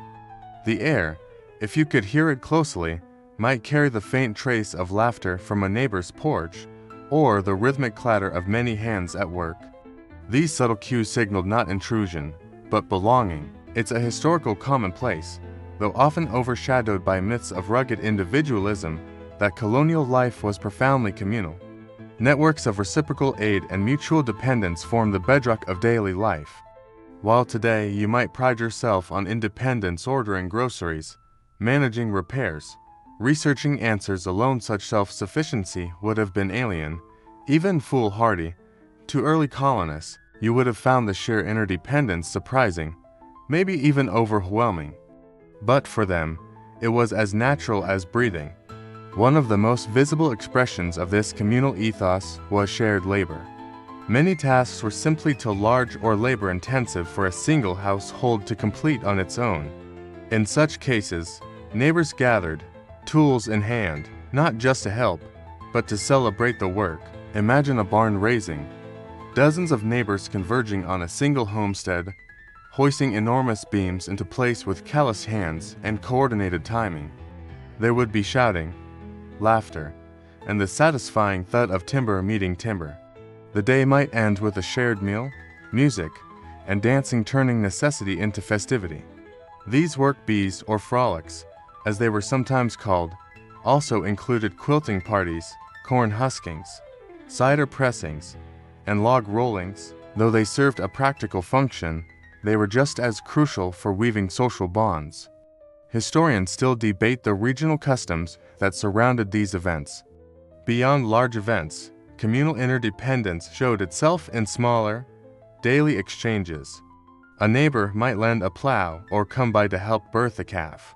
Someone might send over bread, jam, or soup in times of illness. If a roof was damaged by wind or a child fell sick, people appeared unasked, ready with time, advice, or whatever they could spare. These acts weren't tracked, they were part of an unwritten contract: help when you can, receive when you must. In the absence of formal institutions, this informal safety net held enormous strength. It's a quiet truth, often overlooked, that the backbone of early colonial life wasn't law or government, it was trust. Generosity was not a virtue, it was a necessity. And while there may have been conflicts and rivalries, they were often tempered by the knowledge that your neighbor might be the one lifting the far end of your roof beam next spring. Religion played a powerful role in reinforcing these bonds. In the early days, before churches were built, Sunday services might be held in someone's home, with benches dragged in and scriptures passed hand to hand. Eventually, a modest meeting house would rise, serving not just as a place of worship, but as the heart of the community. Picture the scene: neighbors arriving in slow procession, exchanging greetings beneath a sky as open as their trust. The sermon might be long and austere, but the gathering before and after provided something even more vital: connection. News was shared, disputes settled, tasks coordinated. These gatherings sustained both spiritual and social life, binding the community with threads of belief and belonging. It is a remarkable, but understated truth that the meeting house was not just sacred space, it was courtroom, message board, and social square all in one. Trade and barter formed another essential layer in this web of cooperation. While some goods like nails, salt, or rare fabrics were brought in from towns or traveling merchants, most daily exchanges took place between neighbors. A surplus of eggs might earn help fixing a fence. Extra firewood might be traded for medicinal herbs or a woolen scarf. There was no standard currency. Trust and fairness were the coin of this realm. These informal transactions happened quietly, but they built reputations over time. A person known to be generous or honest was sought after. One known to be unfair or stingy might find doors quietly closed. You might be surprised how well such a system functioned without receipts, apps, or contracts, just the power of a handshake and a shared understanding. It's a profound truth that barter systems often carried more social accountability than modern markets. Education, too, became a communal concern.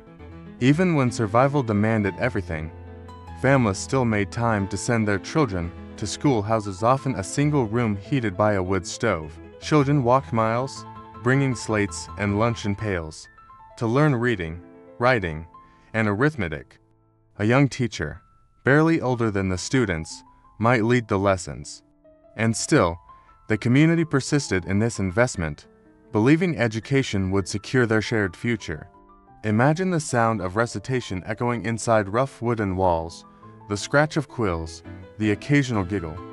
These were more than lessons, they were acts of hope. Historians still debate the variety of curricula, how it changed across regions and faiths, but the intent was shared: to raise children who could think, read, count, and contribute. Even in hardship, knowledge was seen not as a luxury but a duty. The ambient sounds of community were always present: the clang of a hammer from a smithy nearby, the creak of a wagon passing on a dirt path, the bleat of a goat, the cheerful shouts of children at play. Each sound was a subtle reminder that one was never truly alone. In a world without phones, texts, or news feeds, these physical cues mattered. Every visit, every conversation, carried intention and weight. You'd certainly miss your constant connectivity, the convenience of digital contact, but perhaps you'd come to appreciate the richness of presence, the face-to-face exchange, the sincerity of unhurried conversation. These weren't likes or emojis. These were real voices, real hands, real time. And in their simplicity, they offered something far more lasting. As your gaze returns to the farmhouse, now kissed by the early sun, you begin to see it differently. It is not a solitary structure bravely defying the wilderness. It is a node in a larger web, a vital part of a living network. Its strength did not lie in its isolation, but in its connections. Every timber, every shingle, every stone laid in its hearth bears the invisible imprint of a dozen helping hands. The myth of the solitary pioneer, so central to later American folklore, fades in the face of this quieter, more resilient truth. Colonial life thrived not through defiance of the world, but through embrace of it, through the bonds of neighbor to neighbor, and the quiet rhythms of shared work and shared rest. And so, as you stand at the edge of that imagined field, mist rising in the golden light, you sense what truly made survival possible. Not just tools or labor, but trust. The farmhouse, for all its rugged charm, was never truly alone.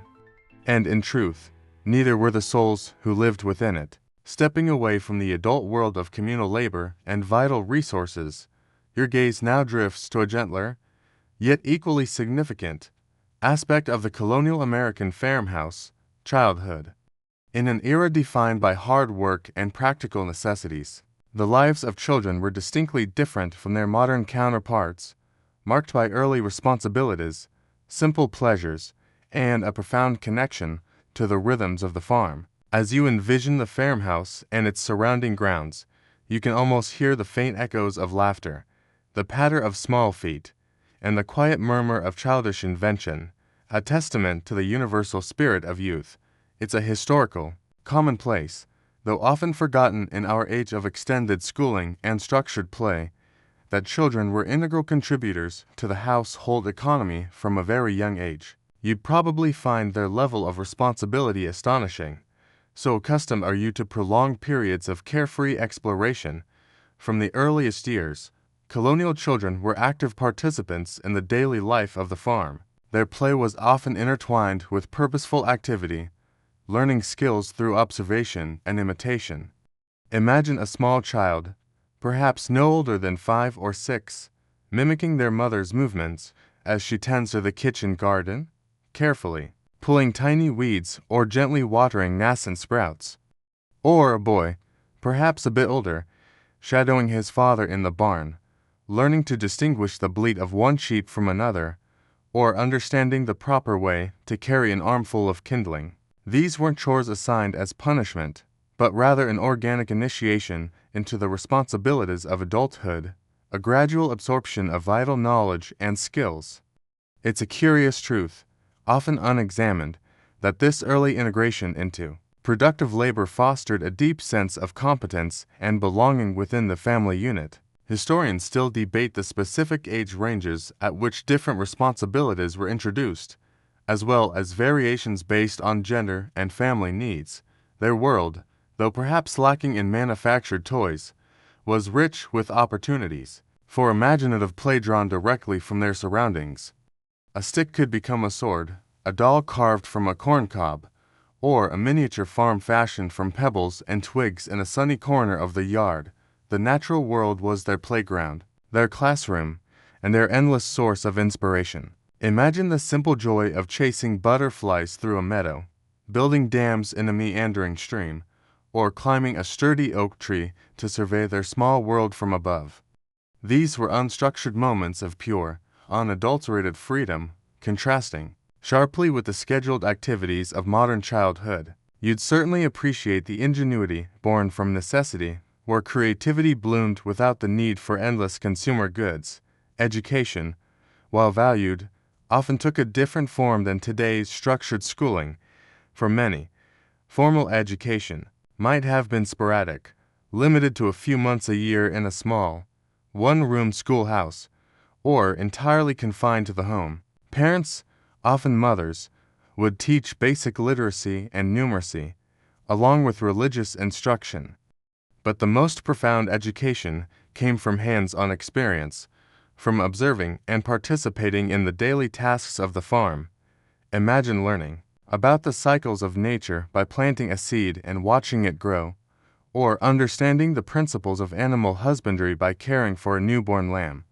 This experiential learning, a common historical event, created a deeply practical and contextualized understanding of the world. It's a remarkable, but often understated truth that the colonial child's knowledge base was often far more practical and immediately applicable to survival than much of modern academic learning. Historians still debate the literacy rates among colonial children, varying widely by region, social class, and access to schooling. While play and learning were integrated with labor, they were also moments of pure leisure and connection. Family storytelling around the hearth on a cold winter's evening, games played with simple objects like stones or buttons, or the singing of hymns, these were the cherished moments of shared joy and bonding. Imagine the comforting warmth of the fire, the hushed voices of parents recounting tales, and the innocent laughter of children resonating through the humble home.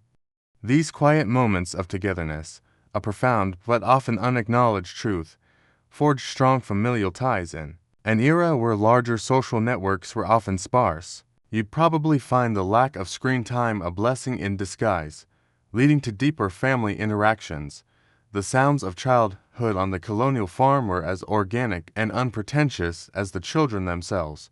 The gentle clatter of wooden toys, the rhythmic thud of a ball made of rags, the distant calls of children playing hide and seek among the haystacks, or the quiet murmuring as they helped with chores. These were the subtle melodies of youth. They spoke of resilience, adaptability, and the innate human capacity for joy even amidst hardship. It's a strange but true fact that despite the demanding nature of their lives, colonial children found ample opportunities for self-directed play and imaginative exploration. Historians still debate the specific games and pastimes that were most popular, often differing by cultural origin and available resources. The clothing worn by colonial children reflected the practical nature of their lives. Durable, homespun fabrics designed for utility rather than fashion. Imagine rough linen in summer, sturdy wool in winter, often hand-me-downs, repaired and patched until they could no longer serve. Their appearance, though perhaps less polished than modern children, spoke of hardiness and a deep connection to the materials produced on the farm. You'd certainly appreciate the durability, even if the comfort might be a step down from your softest modern fabrics. As you step away from this imagined glimpse into colonial childhood, you carry with you a sense of wonder at the quiet strength and resourcefulness instilled in these young lives. It was a childhood shaped by the land, by labor, and by an intimate connection to family and community. While perhaps lacking in many of the material comforts and technological advancements of today, it was a childhood rich in experience, responsibility, and the timeless joys of simple discovery. The faint echoes of their laughter and their earnest contributions linger in the air around the farmhouse, a gentle reminder of the enduring spirit of youth within these ancient walls. As the sun begins its slow descent, casting long, golden shadows across the fields and painting the western sky with hues of amber and rose, the vibrant industry of the colonial American farm gradually begins to recede. This twilight transition from day to night is abrupt. It's a gentle, reflective winding down, a universal sigh of contentment after a day of purposeful labor. You can almost feel the air cool, the sounds soften, and a profound sense of peace settle over the landscape. It's a historical commonplace, though often forgotten in our brightly lit world. That evening was a time for quiet contemplation, for reflection on the day's accomplishments, and for preparing for the stillness of night. You probably find the absence of artificial lights and constant entertainment incredibly quiet, perhaps even a little unsettling at first. The first signs of evening would be the gathering of livestock, the distant lowing of cows being led back to the barn, the contented clucking of hens settling into their coop, the soft bleating of sheep returning to their enclosure. These are the gentle sounds of creatures seeking shelter, instinctively preparing for the night. Imagine the farmer, moving with practiced ease among them, ensuring every animal accounted for, their needs met before the darkness fully embraces the farm. This intimate, final interaction with the animals underscores the deep, unspoken bond between human and beast, a relationship built on mutual dependence and respect. It's a curious truth, often unexamined, that the evening gathering of animals was a daily ritual, a quiet affirmation of the interconnectedness of farm life. Historians still debate the specific methods of animal herding and enclosure used to ensure their safety from nocturnal predators. Back at the farmhouse, the rhythm shifts from outdoor demands to indoor preparations. The hearth, which has been the vibrant heart of the day's cooking, might now be banked for the night, its glowing embers carefully covered with ash to preserve warmth and a spark for the morning. The aroma of supper, perhaps a hearty stew or freshly baked bread, would still linger in the air, a comforting testament to the day's bounty. Imagine the simple satisfaction of a full belly, the warmth radiating from the stone, chasing away the evening chill. This shared meal, a common historical event, was often the central communal moment of the entire day, a time for family to gather, share food, and briefly reconnect after hours of dispersed labor. You'd certainly appreciate the quiet communion of a meal without the distractions of modern technology. As dusk deepens, the need for artificial light becomes more pressing. Small, flickering oil lamps, perhaps made of tin or clay, would be lit, casting dancing shadows on the walls.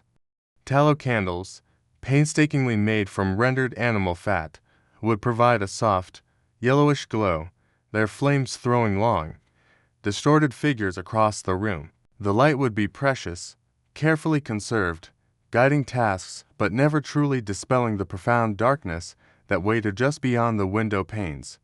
This scarcity of light, a remarkable but often understated truth, meant that evening activities were limited, favoring quiet tasks like mending, storytelling, or simple conversation rather than extensive reading or intricate crafts. Historians still debate the extent of nightly lighting and its impact on colonial reading habits and leisure activities.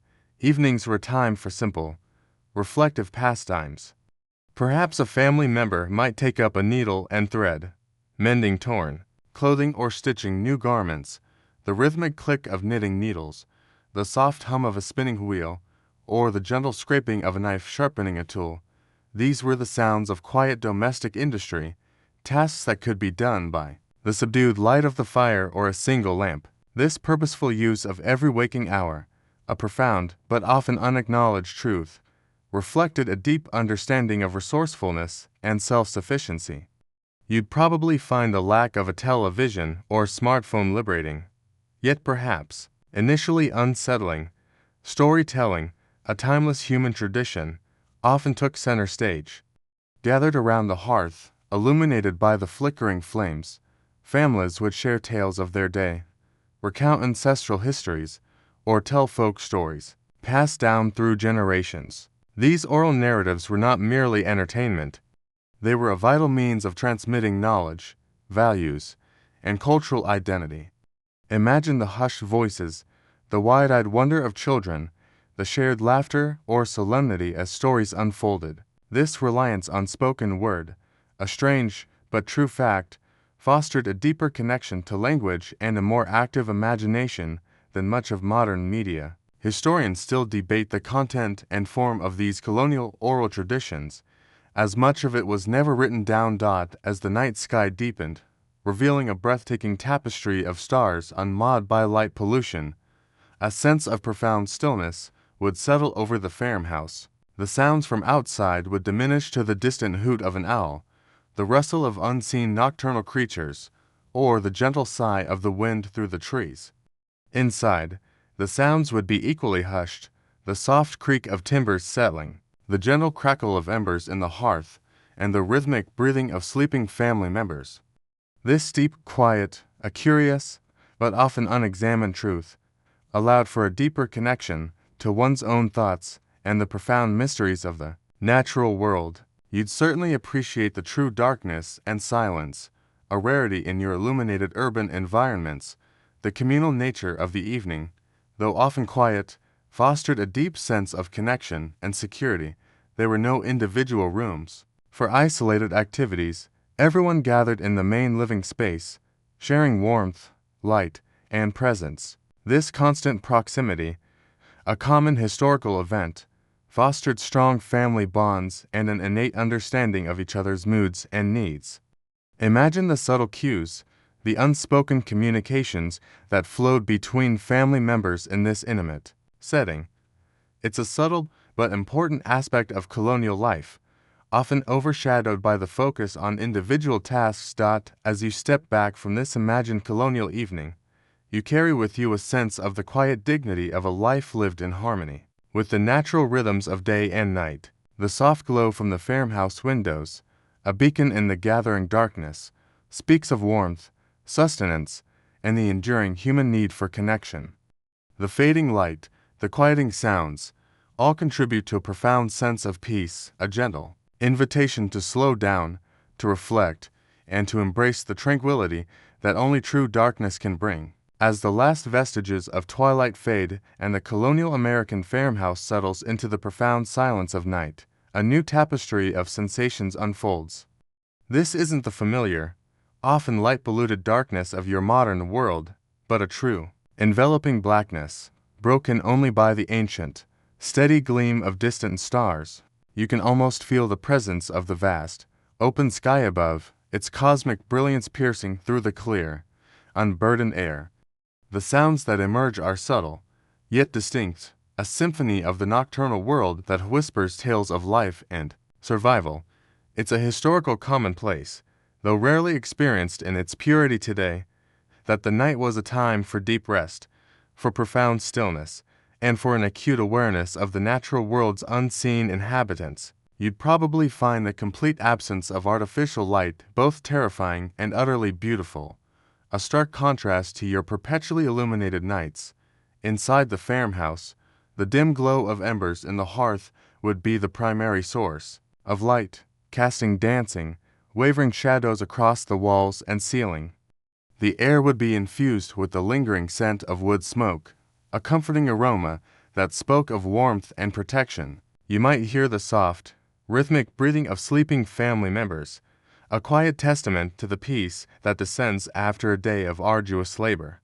The old timbers of the house, settling with the coolness of the night, might creak and groan softly, each sound a gentle sigh from the structure itself, echoing centuries of lives lived within its embrace. It's a curious truth, often unexamined, that the sounds of the house in the dark, its very structural movements, became familiar and comforting, a lullaby of stability.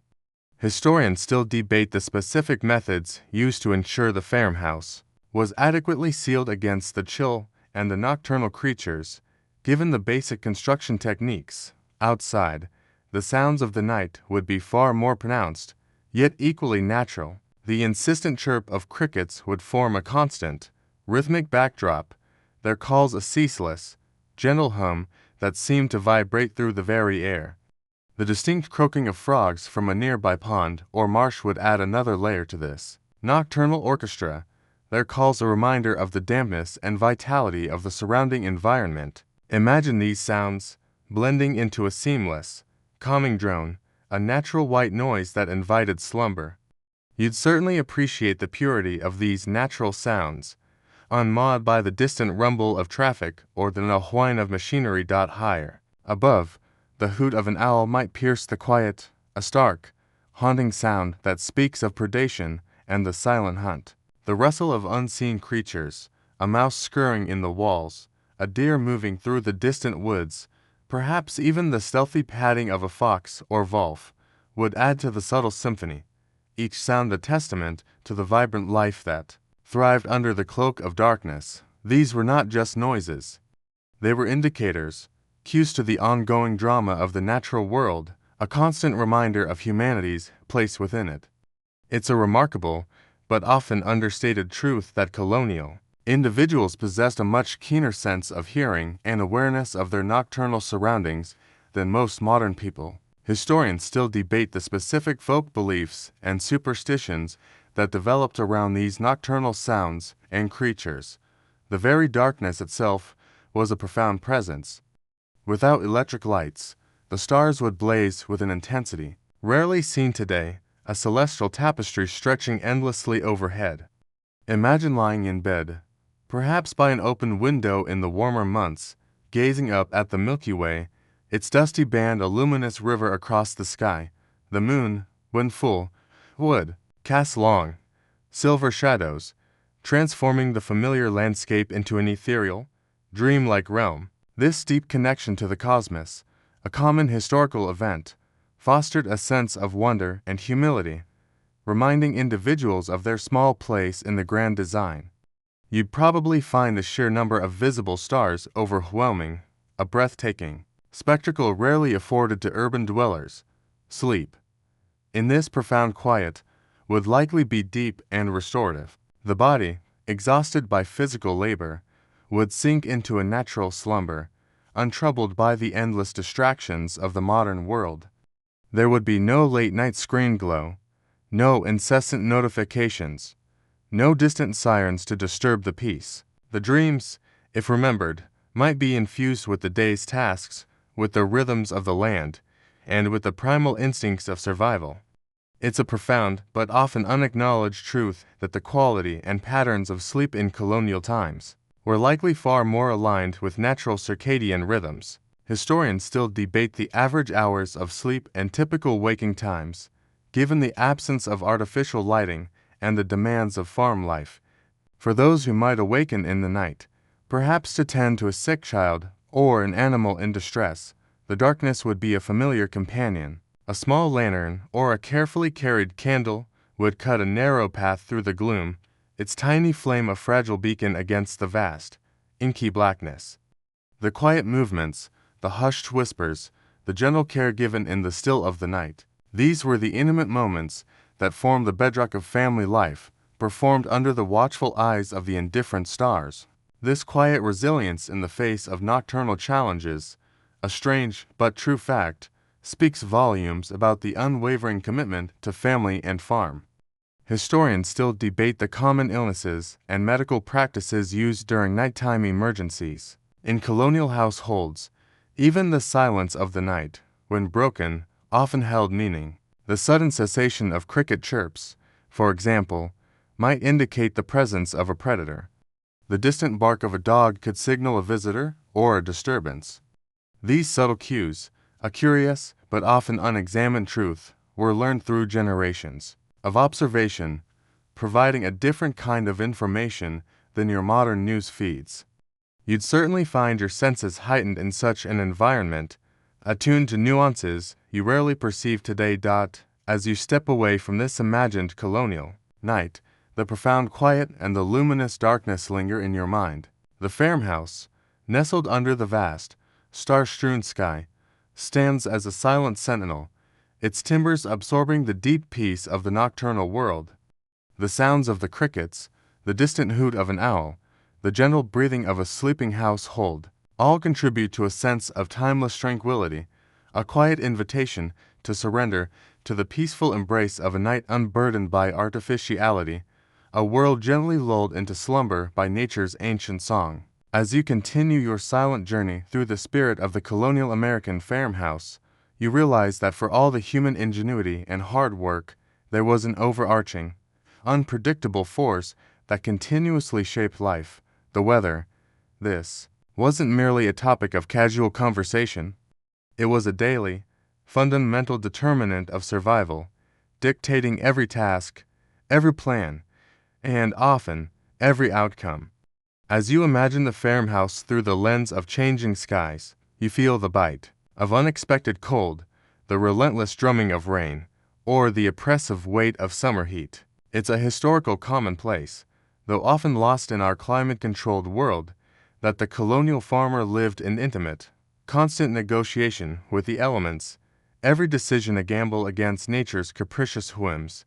You'd probably find yourself perpetually anxious, constantly checking an invisible forecast, only to realize there was no such thing. The sun, while a source of life and growth, was also a relentless taskmaster. Its warmth brought forth the crops, ripened the fruits, and dried the hay, but its unyielding heat during summer fieldwork could be brutal. Imagine the sweat pouring down your face, the sun beating down on your unprotected skin, the sheer physical toll of working from dawn till dusk under a cloudless sky. Dehydration and sunstroke were constant threats, and shade was a precious commodity. The timing of tasks often shifted to avoid the hottest parts of the day, with early mornings and late evenings becoming prime work hours.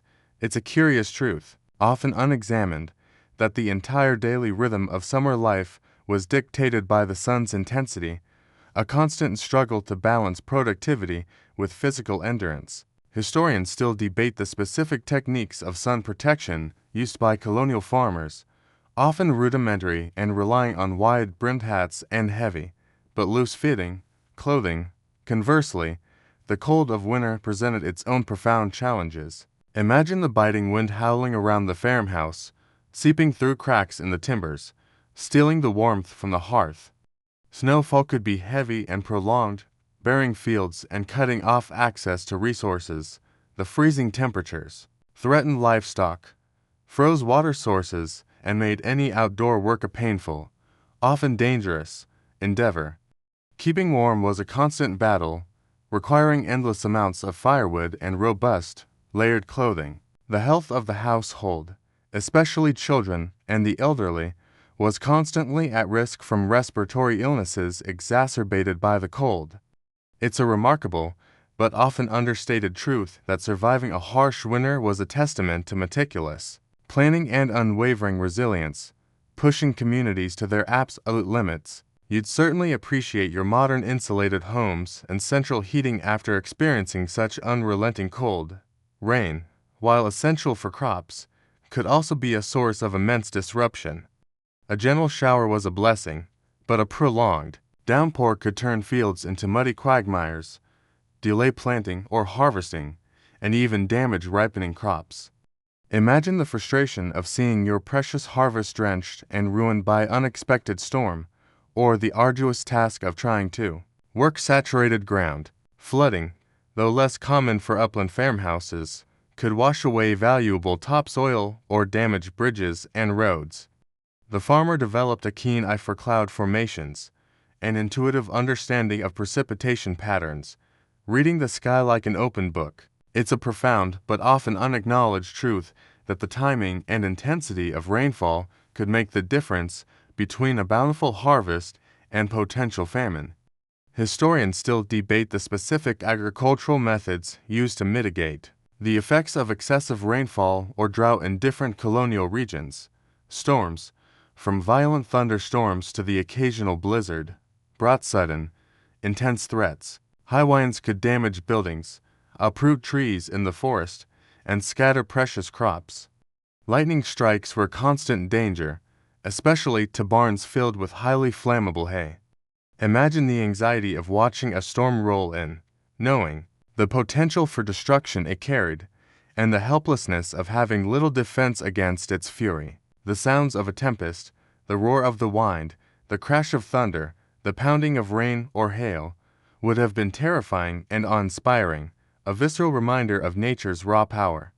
You'd probably find the simplicity of storm shelters from that era terrifyingly inadequate compared to modern infrastructure. The farmer's life was one of constant adaptation to these unpredictable forces. Every day brought a fresh assessment of the skies, the wind direction, and the feel of the air. Plans for planting, harvesting, or building might change in an instant based on a sudden shift in the weather. This deep attunement to environmental cues, a common historical event, fostered a keen sense of observation and an innate understanding of natural patterns, far beyond anything required in most modern professions.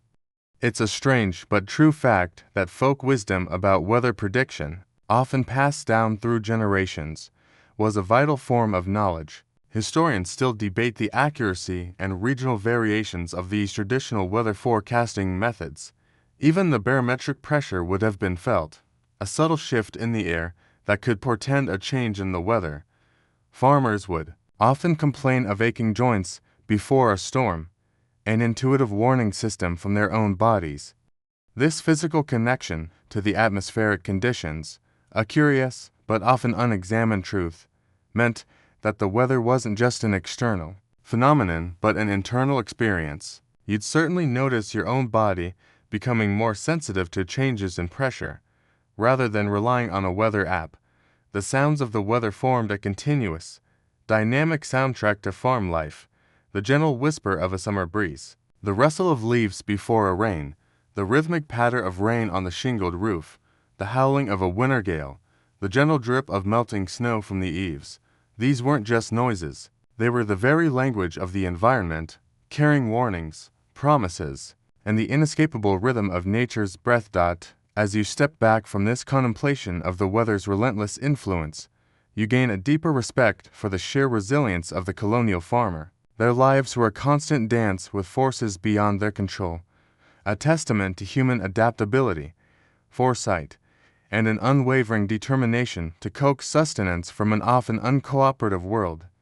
The very air around the farmhouse, thick with the memory of sunshine, rain, wind, and snow, quietly hums with the echoes of lives lived in profound submission to, and persistent triumph over, the unpredictable whims of the elements. Having navigated the unpredictable whims of the weather, your thoughts now drift toward a deeper, more enduring rhythm that shaped life within the colonial American farmhouse, the slow and powerful flow of generations.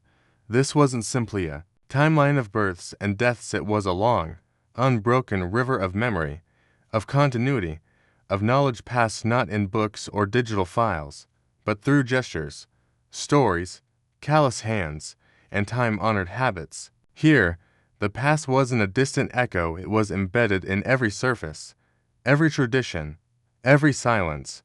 You feel this weight of time pressing gently through the floorboards beneath your feet and vibrating softly within the beams overhead.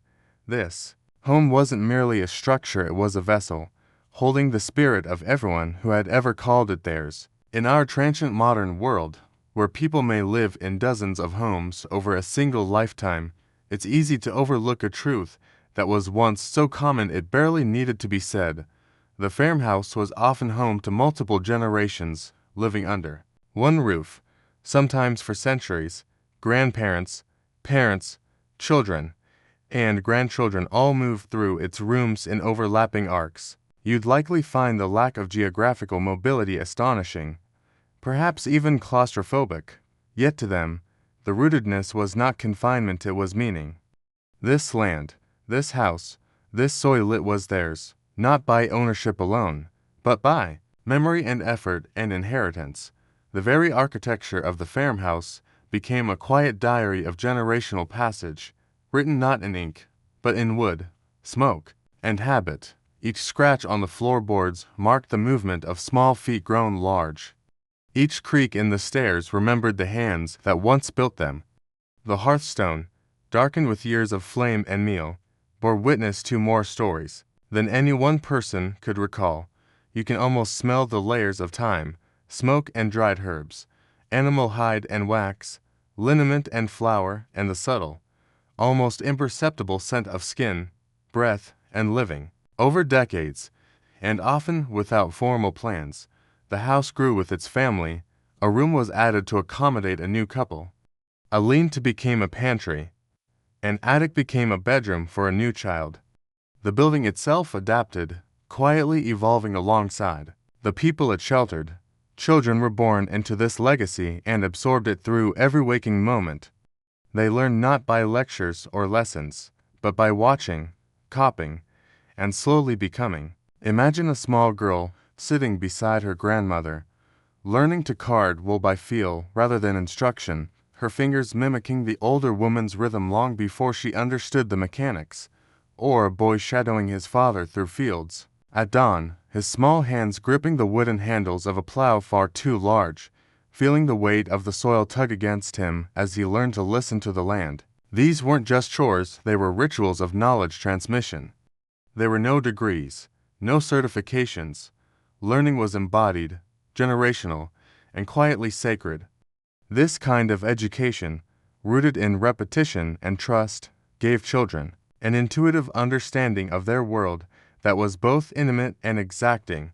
You might admire the efficiency of a YouTube tutorial today, but you'd likely miss the warmth, the closeness, the unspoken affirmation of being taught by someone whose hands also held you as a baby. These lessons weren't just skills.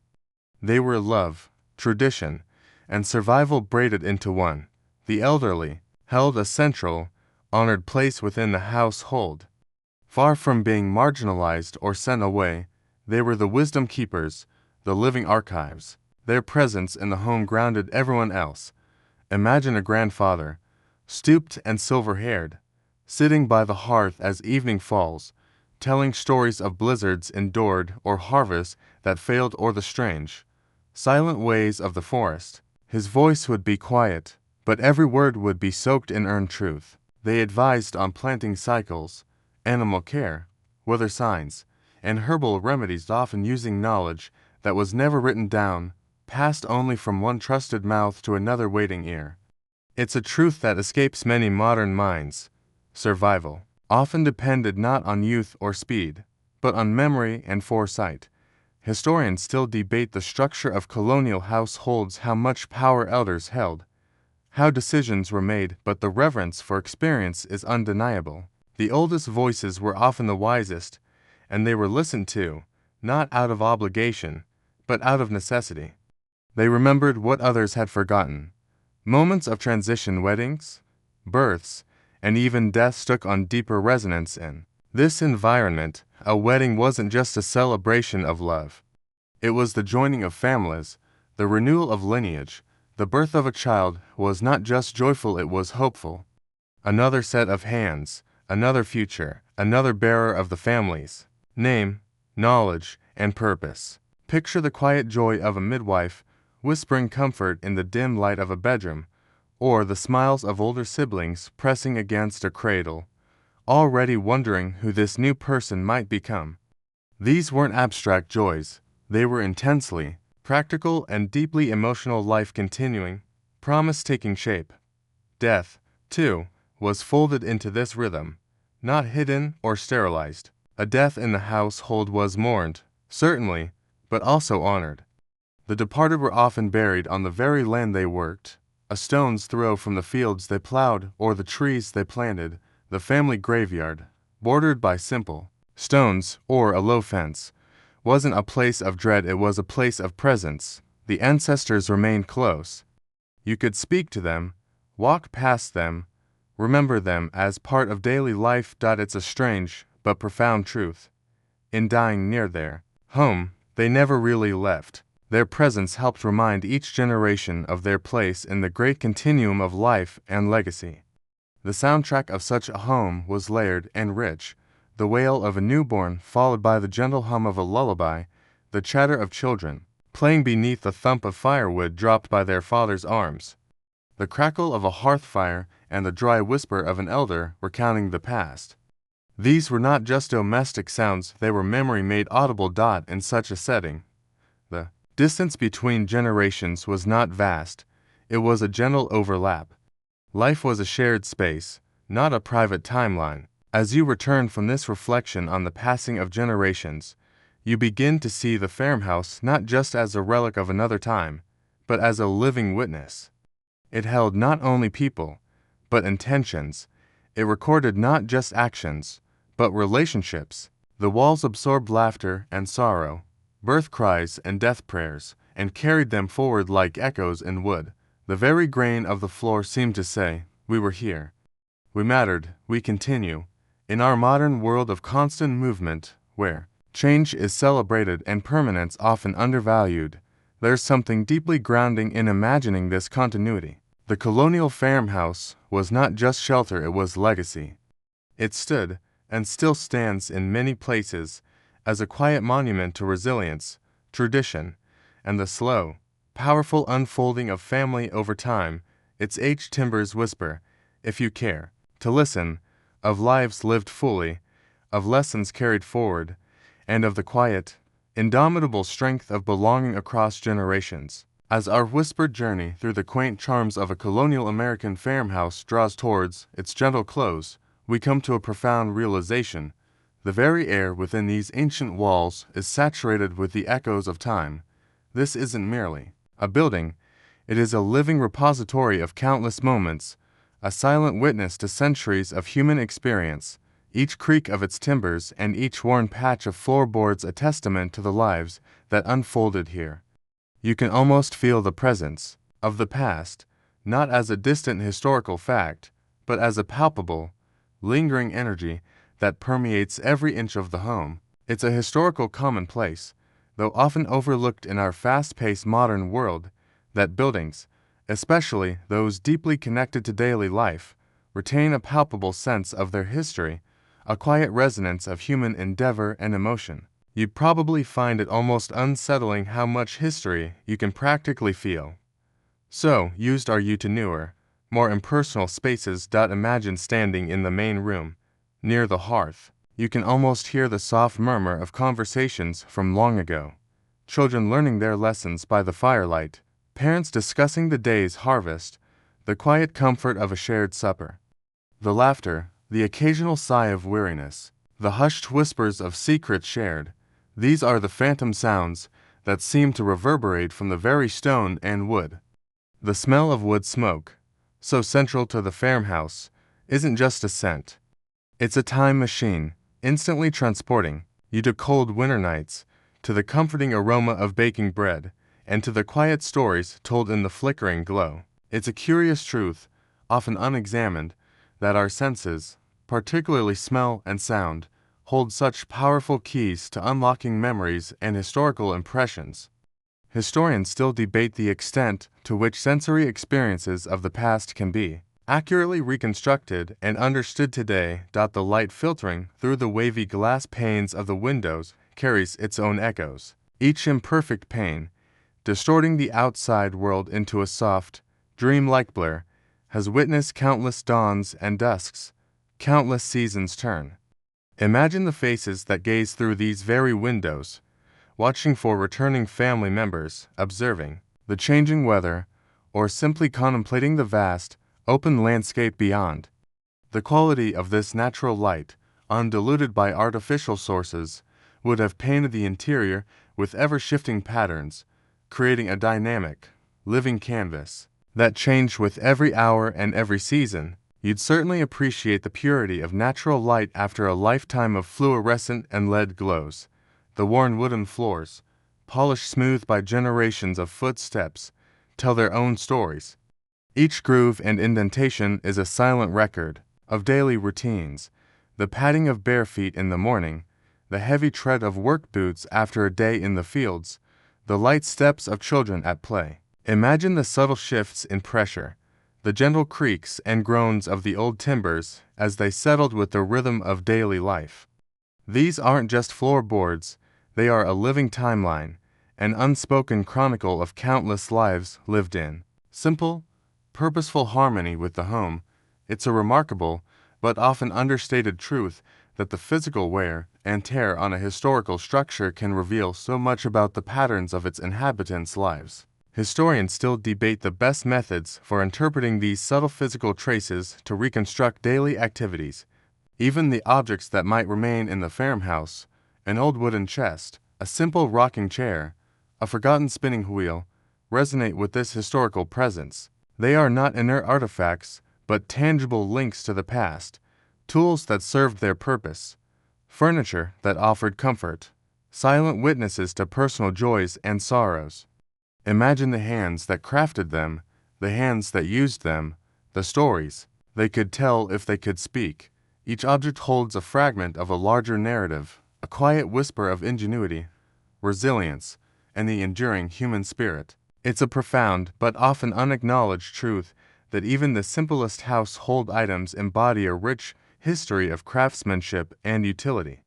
You'd probably find the sheer durability and repairability of these objects astonishing, a stark contrast to many of your disposable modern goods.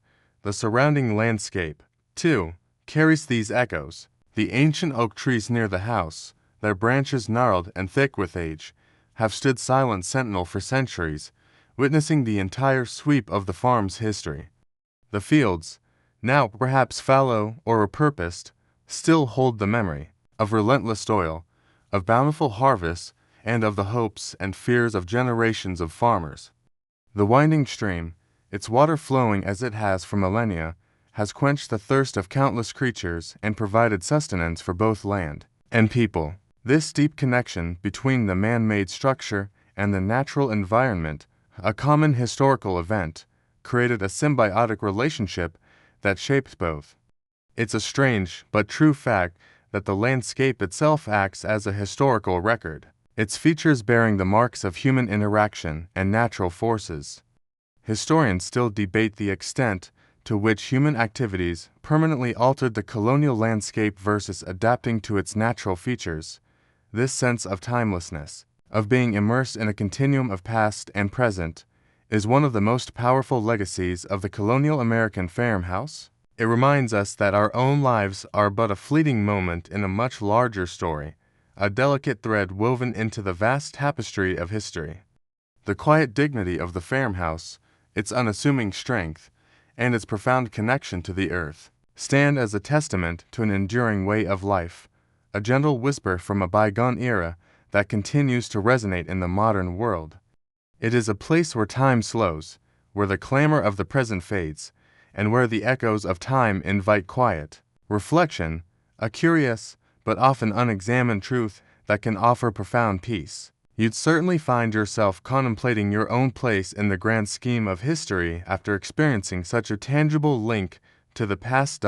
As you linger in this profound stillness, absorbing the rich historical presence of the farmhouse, you feel a deep sense of connection, a quiet understanding of the lives lived, the challenges overcome, and the simple, enduring joys found within these very walls. The air is thick with these echoes, a gentle hum that invites you to listen closely, to feel the weight of centuries, and to allow the timeless spirit of the farmhouse to settle quietly within you. As the final breath of imagined time gently leaves the farmhouse, the warm glow of its inner light begins to fade. Shadows stretch and soften across the wooden floor, and the quiet hush of evening falls upon every beam and board. What once felt vivid and alive now dissolves slowly into stillness. The memories do not vanish. They simply settle, like dust in sunlight, quiet and undisturbed. There is nothing more to see or do, only to rest.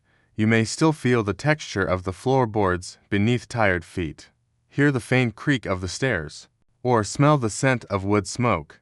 But even these begin to loosen, like threads from an old cloth. Their presence fades, not in sorrow, but in peace. They do not demand your attention. They do not cling. They simply retreat, allowing silence to fill the space where activity once lived. The echo of a grandmother's hum, a pair of boots left by the door, or the shifting of lace curtains in the evening breeze, all these become impressions rather than memories. Fleeting, soft, and no longer asking to be named. Let them go. Let them pass like clouds drifting across a darkening sky. You are not losing them. You are only allowing them to rest. Now you stand at the edge of that dream, where imagination gives way to stillness. The farmhouse becomes less a building, and more a feeling. Not history, but presence. Not a story to follow, but a warmth to drift into. The door is still open behind you, but no longer calls. It is enough to be still, enough to breathe, enough to simply let go. Feel how your breath begins to slow, matching the hush that now surrounds you. The rhythm of life in the house, the folding of linen, the sweeping of floors, the low crackle of the hearth has fallen quiet. What remains is a deeper kind of silence, not empty, but full. Full of comfort, full of rest, full of the gentle permission to stop. The windows are dark.